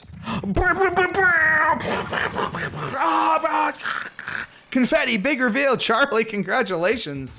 As we roll into Lava Reef here, you won right at the top there. A crit gives you a $5 gift card to the retailer of your choice that I can buy a $5 gift card from. So if you want to message us on YouTube or give us an email or some way to contact you to organize how you want us to send that gift card and where you want it to be from, it is all yours. Congratulations.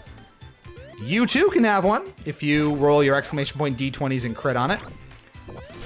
What a nice time.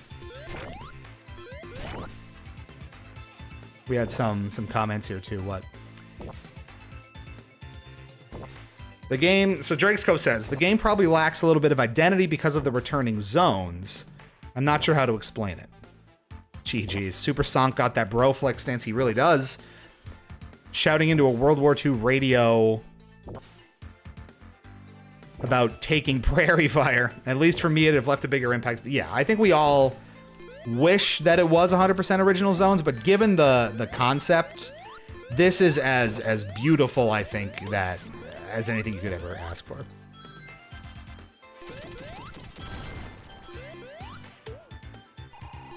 There's Charlie. Nah, I'm fine. Okay. You don't want a $5 card?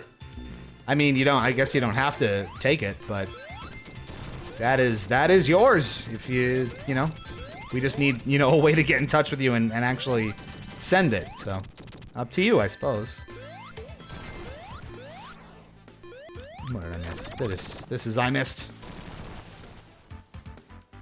Yeah, it is one of those situations, and that was the most common complaint, right? When this came out, it's like the original zones were so good, that's all people wanted was entirely original zones, and we did monkey's paw ourselves in that regard. Oh, okay, bye, I guess. Where we ultimately got like Sonic Superstars, right? And that didn't turn out so well. It was all original zones, but not I would certainly argue not to nearly the same quality bar as something like this.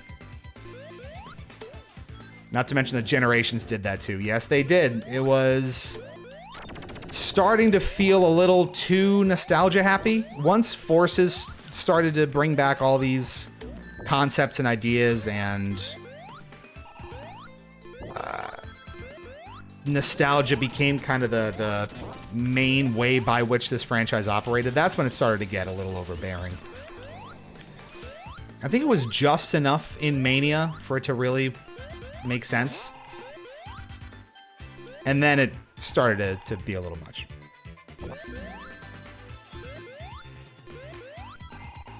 I was like, what did I screw up here? There we go. So I can understand that. But like I said, given those sort of constraints, this is ideal.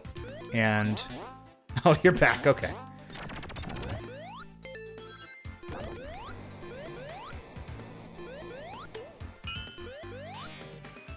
There we go. Like I said, and we did this, you know, we said as much in our review back in the day. We gave it a 5 out of 5 for TSSZ when we wrote for that site, and called it the greatest Sonic game ever made. I still believe that's true. It's excellent.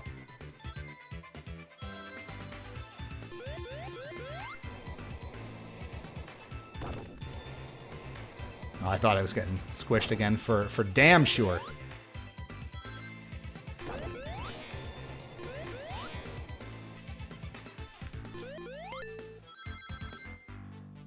I don't want to blame Sega too much, because I was in the official Sega forums and people were claiming for more classic Sonic and returning to old zones back in 2012. Yes, I mean that was really true. Generations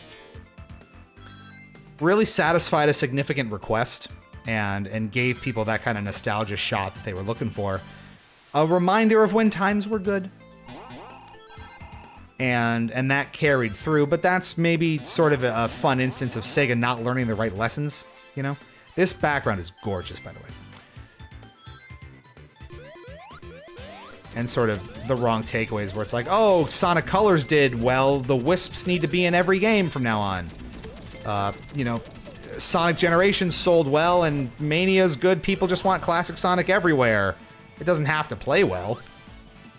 So it's those kinds of lessons that seem to, you know, be the takeaway a lot of the time. So it's not exactly what most people are actually clamoring for.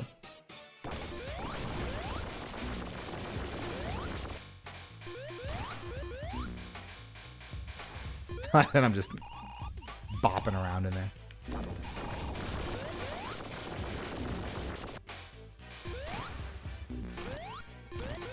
Be under it.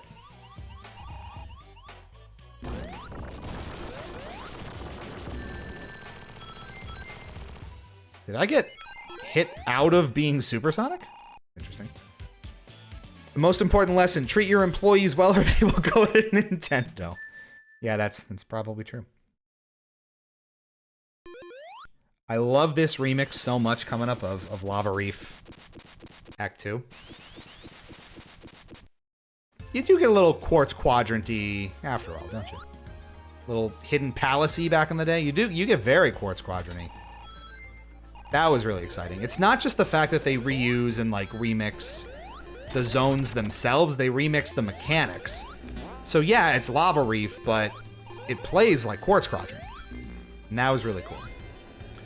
So the other thing that I really wanted to touch on here, the last little bit of story time, which now that we have, I think, a few longtime Sonicers in the chat here, hopefully they'll relate to it, was why Mania resonated the way it did back in the day. So I'm actually going to pause it here for a second, and I'm going to show you something. I pulled a video off of YouTube. It's the pre-order trailer for Sonic Mania that announced the final release date, that was drawn and illustrated by Tyson Hess, and I think sums up a lot of the emotion and the passion behind the game really, really well. So we're going to take a moment here. If you have seen this, you'll no doubt be okay with seeing it again. If you haven't, take it in. This is the pre-order trailer that was uploaded for Sonic Mania back in 2017. Everyone.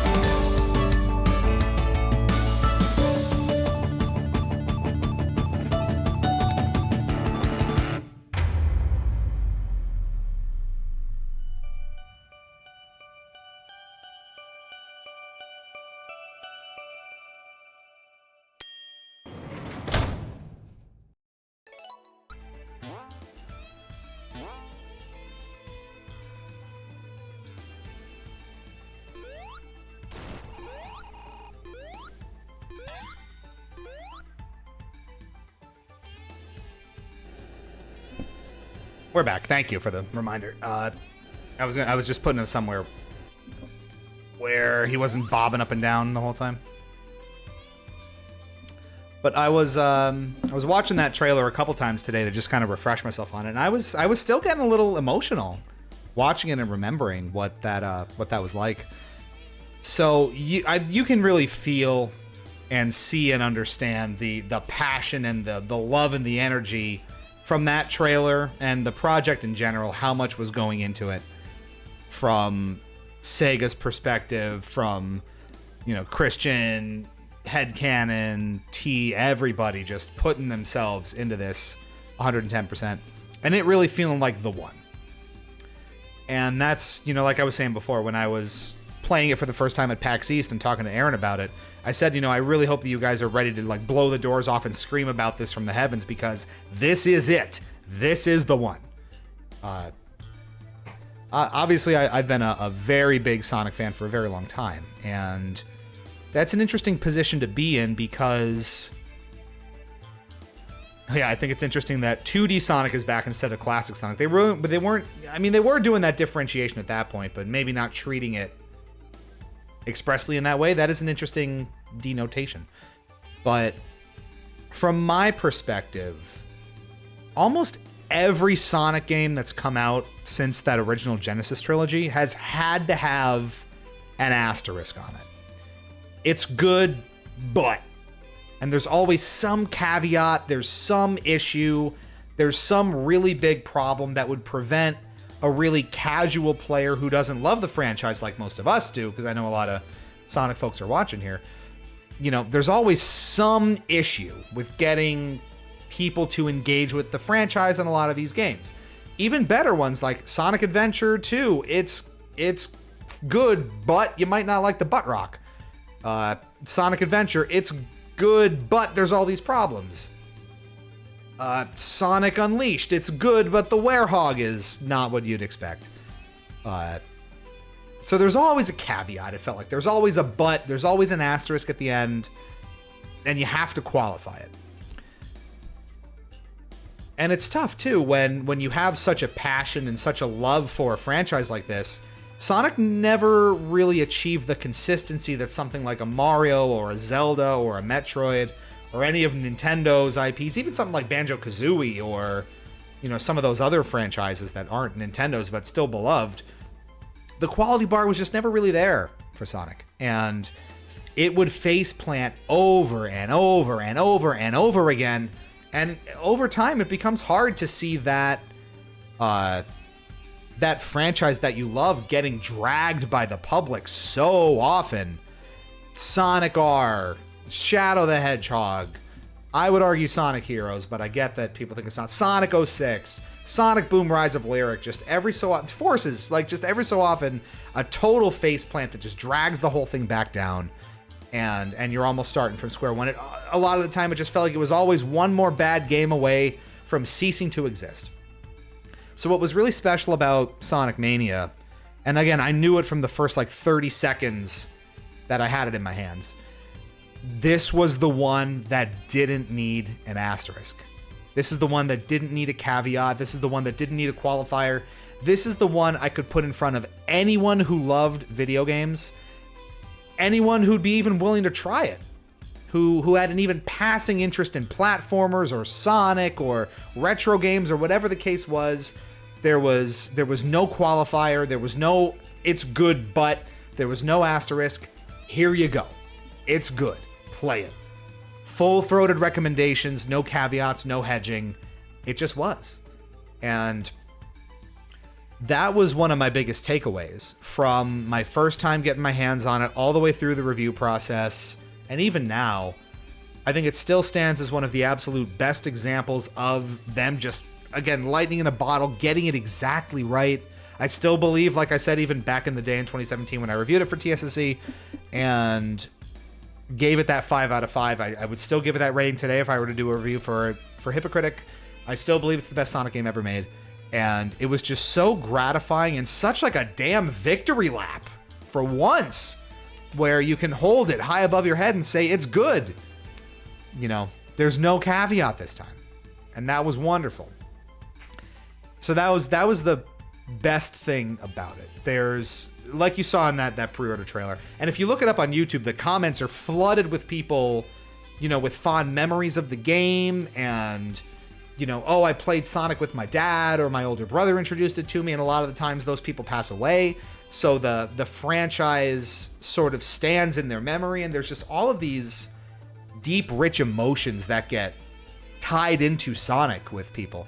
And a lot of the time, fairly or not, you know, it does attract a lot of sort of introverted, you know, less social types who sort of maybe keep to themselves or struggle to make friends when they're younger. I was the biggest dork and introvert on the planet when I was in grade school. So you find some solace in those franchises, in those characters that you love. And for a lot of people, especially when you're younger, especially, you know, if you struggle in that regard, for a lot of people, it's Sonic. And it's hard when, again, that franchise that you're so attached to and love so much just can't seem to get out of its own way. And everyone thinks it sucks. That's, I think, for a lot of people, what was so special about Mania. For the first time in like 15 years, it was the best reviewed Sonic game in 15 years. A lot of people held it up as like the best one since Sonic Adventure 2. Sonic is good again. Oh my God. Donkey, the 5 out of 5 masterpiece, right? Sonic Mania was it. It was the one. And to finally have a victory lap like that, and something that people could just hold up and say, it's good, play it, and have other people love it too, was a wonderful thing. So, if nothing else, I think, with the franchise having kind of stabilized in recent years, and admittedly not with as many titles out there, but seemingly with the quality bar doing pretty well lately, you may not remember some of this, but it really was touch and go there for a very long time with Sonic, and it was a dark 10, 15 years for a lot of it. Mania was really special, if for no other reason than it gave that sort of lasting quality experience that people could love and share and not feel like they have to defend in any way. And we've always appreciated that. There were so many. There were so many bad ones. It's good, play it. No, seriously, it's good. Drake's has it really well said. I think I heard someone say Sonic Mania isn't just a good Sonic game, it's a good game in general. And that really means something when you consider the franchise as a whole. I'm gonna back out of this stage because I really want to make sure that we hit Titanic Monarch, because it is so underserved. People don't appreciate its brilliance, and I want to hit that stage before we sign off for the night. But it's true. I mean, it's something you can't really take for granted. And not just that it was so good, and not just that, you know, there was no asterisk attached to it for once. But the fact that it also had some superlatives attached to it. Like I said, it's I believe, you know, one of the best soundtracks in a series that is known for having incredible soundtracks. So T, you know, set the bar incredibly high on this one. Truly. The uniqueness of some of the original zones, I think they're among some of the best that the franchise has offered. Maybe this is a hot take. Kill me or don't. At least in terms of like those classic feeling games, I argue that Titanic Monarch may be the best final zone. It's better than Scrap Brain. It's better than Death Egg Zone. It's better than Launch Base or the, you know, different Death Egg from Sonic 3 and Knuckles. I think Titanic Monarch is the best.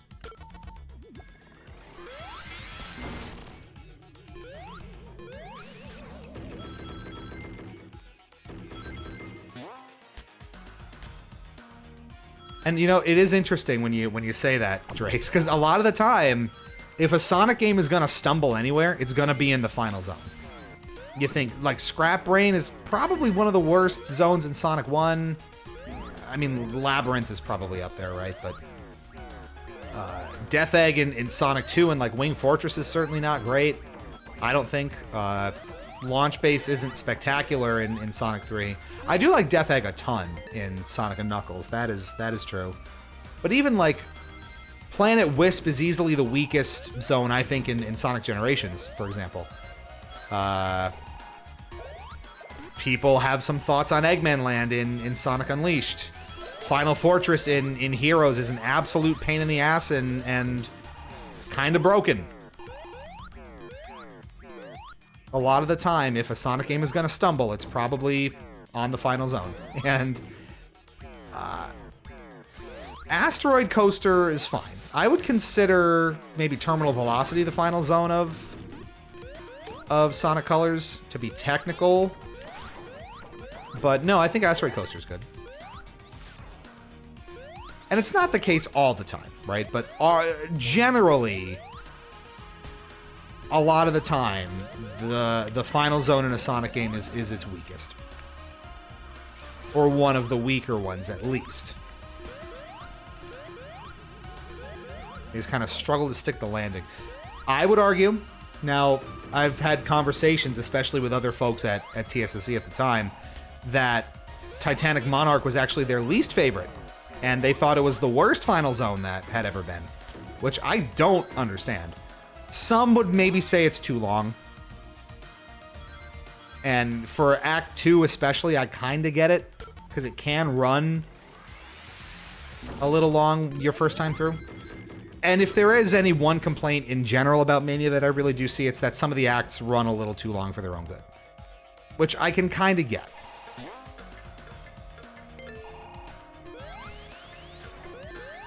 But at the same time... Oh, am I gonna... Nope, down you go. At the same time...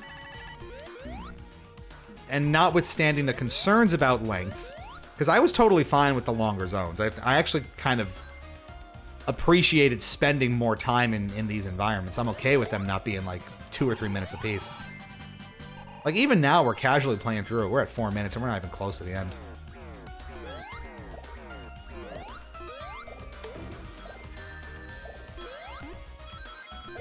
Might even be going the wrong way.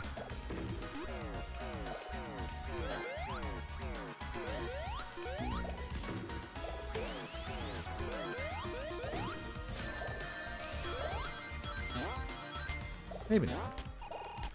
Because you go up the robot, right? Yeah, no, I think we're good.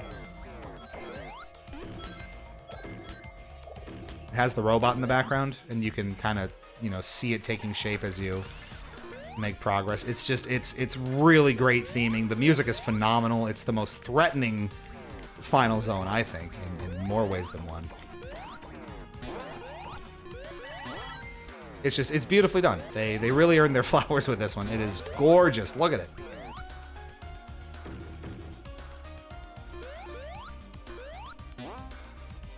It's not a gimme, which is probably good at this point. Tay Biggie. Bro, nice stream. Thank you, bro. We out here trying. Oh, man, it has been a while. I am getting a feel for this again.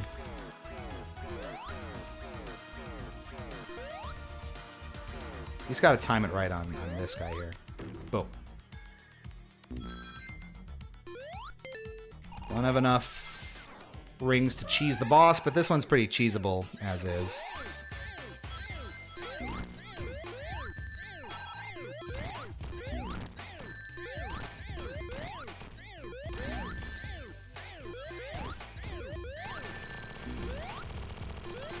Then he comes out to play, right? Yeah.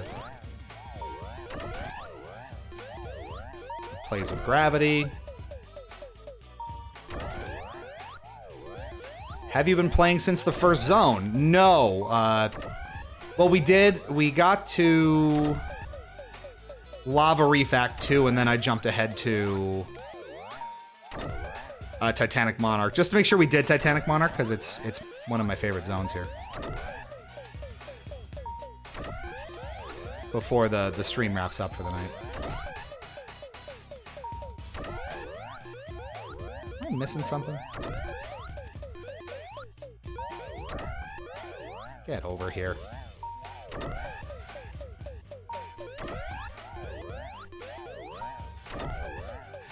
Debug mode. Oh, the cheatsy doodles didn't even work.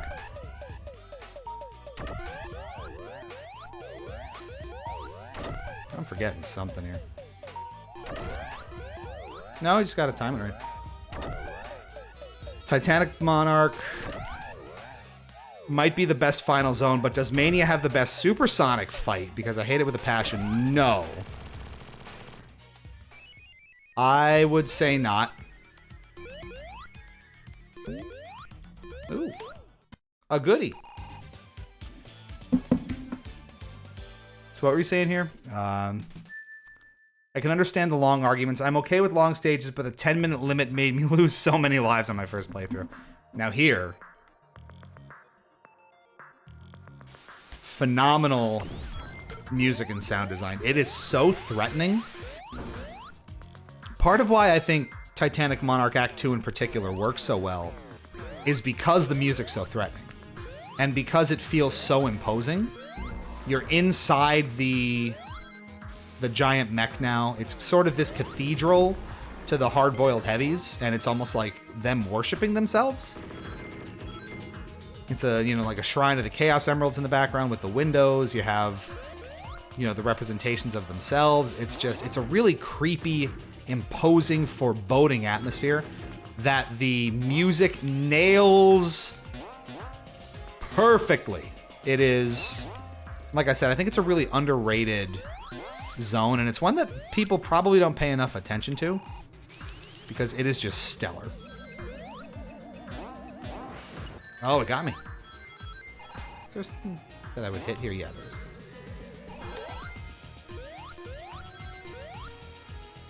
It's fantastic. And it is long.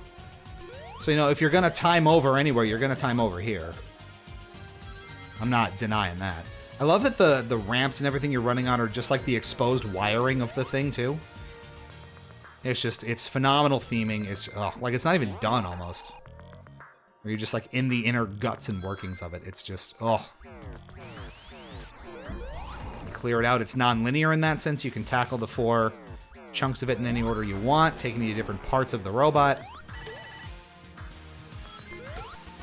I think it's brilliant.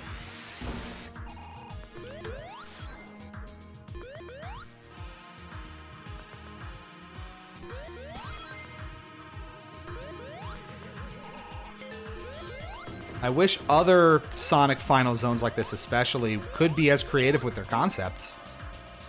I thought it was interesting how Superstars did... I don't even remember what the Final Zone's name is, but that Egg Factory concept where you kind of like wind back time and you run to the left for once. I thought that was really clever. I wish it was in a better game. But this is not a Superstars hate stream. This is a Mania recall stream.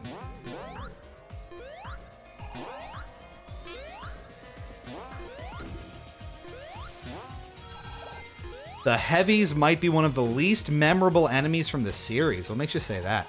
I tend not to remember them individually aside from the Heavy King. It's sort of like the Deadly Six or whatever they were in Lost World, right? Where collectively you just don't remember them. They don't stand out that much. Kind of like the Koopalings. When you have multiple baddies like that and they're a little indistinct, you know, it's understandable that they don't, you know, stick in your craw as much aside from, like, the main bad guy.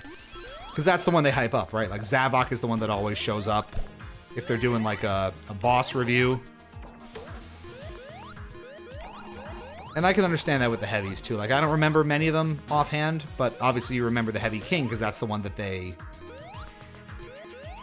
put in your face the most as the leader. So I think that's fair. I think the concept is great.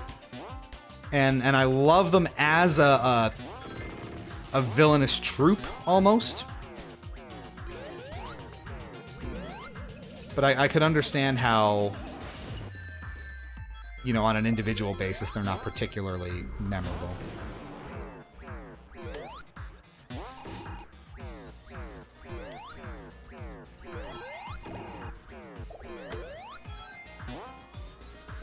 This music is so good. I remember sitting in the sound test forever just listening to this one. This one in Press Garden I spent a ton of time on.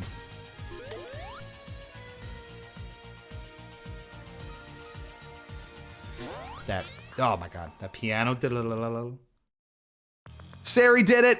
She got the verbena. Oh my god. Tell me all about it. Did you love it? What'd you think of it? Share with the kids. They might not have the context for what you're doing.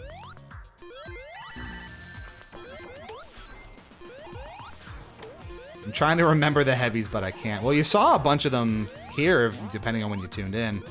I can't even describe them off the top of my head. That's how unfamiliar they are to me. Well, not unfamiliar, but unmemorable. Again, I think it works really well as a group. And as a collective, I think the idea is excellent. Just individually, like most of those where there's multiple villains in a pack, they don't stand out super well of their own accord. And that's okay.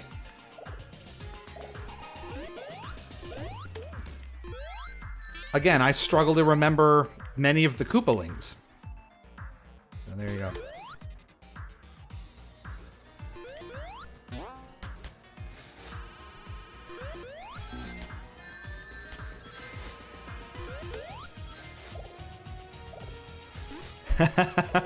There's Sari with the context. Hi, kids.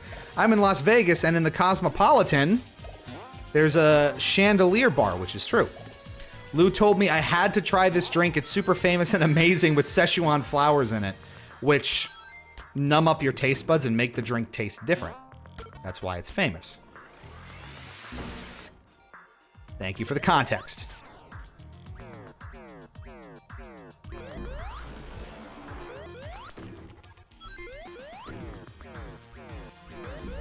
I hope that drink goes well. We got more. The bartender told me and my friend to take a big gulp and then chew the whole flower for 20 seconds all over the mouth. That sounds right. It was wild. So did we sell you on it properly? Was it unique New York? The mouth feels was nuts. I told you. It's such a weird, unique thing. I've never had a drink like it. And when in Rome, aka Vegas, you gotta do something like that. It is very cool.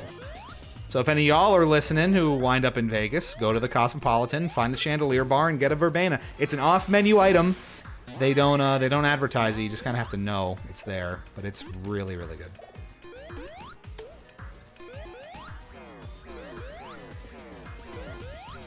The friend said she wants to do it again to try to chew the flower more evenly. So unique and cool. Well, I'm glad you enjoyed it. I'm glad that recommendation worked out.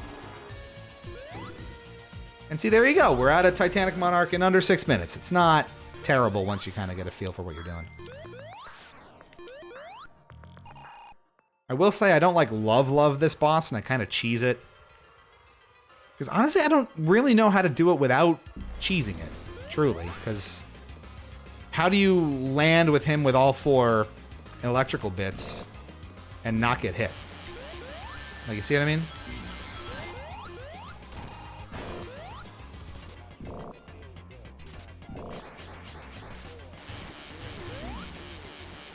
Unless when it turns off? Yeah, I guess when it turns off, you hit him. I finally got that nailed down after all these years.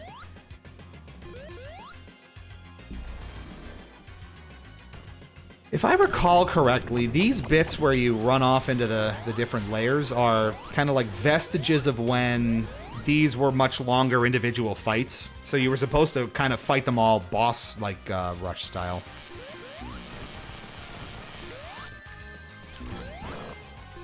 But I think they determined that made the fight like way too long as opposed to just too long.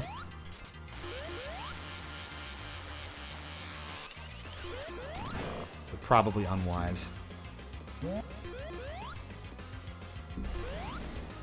Now you're making me want that drink. Oh, are there no... There's no rings in this one. That's fine. Do you see that they reset the timer going into the boss fight too? I thought that was a nice touch considering how long that zone is. Okay.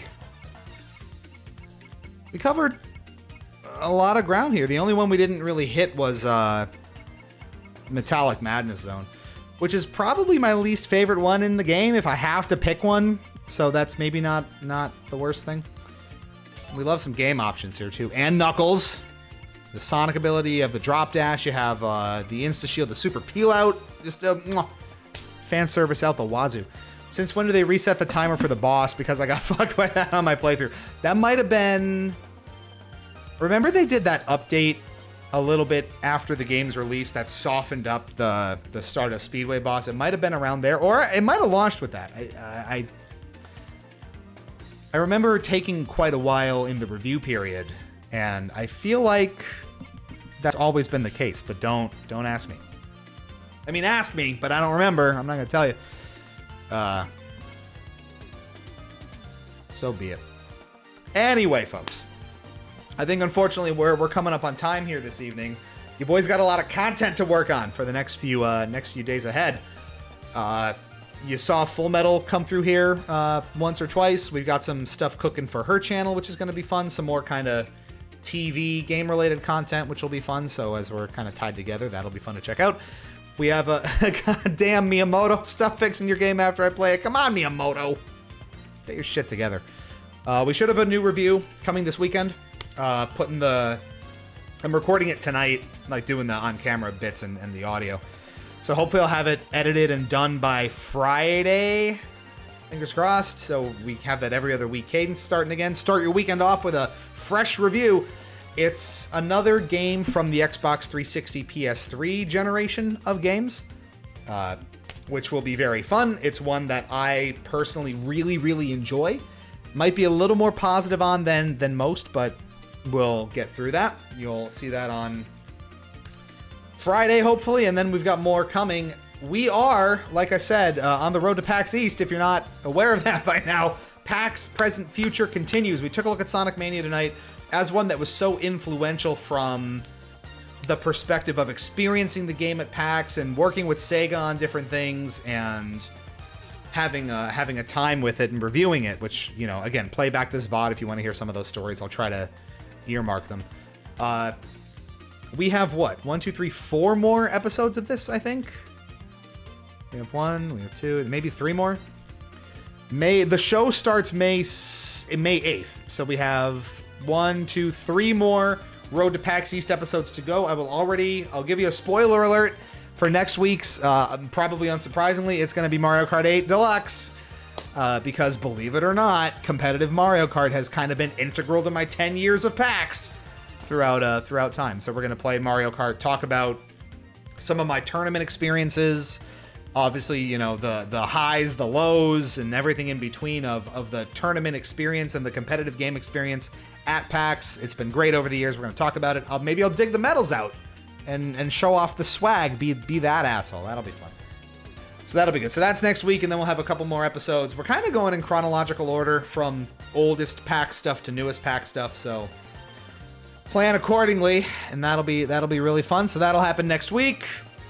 Hopefully we'll have a new review for you Friday. Lots to come. Still on the road to PAX East and having a ball with it. So thanks so much for tuning in, everybody. This has been Hypocritic GG, streaming live on Twitch and YouTube on the road to PAX East and playing Sonic Mania. I'm Lou, I'm Cheatspeak. Appreciate you tuning in as always. Stay fresh, cheese bags. We'll catch you back here real soon.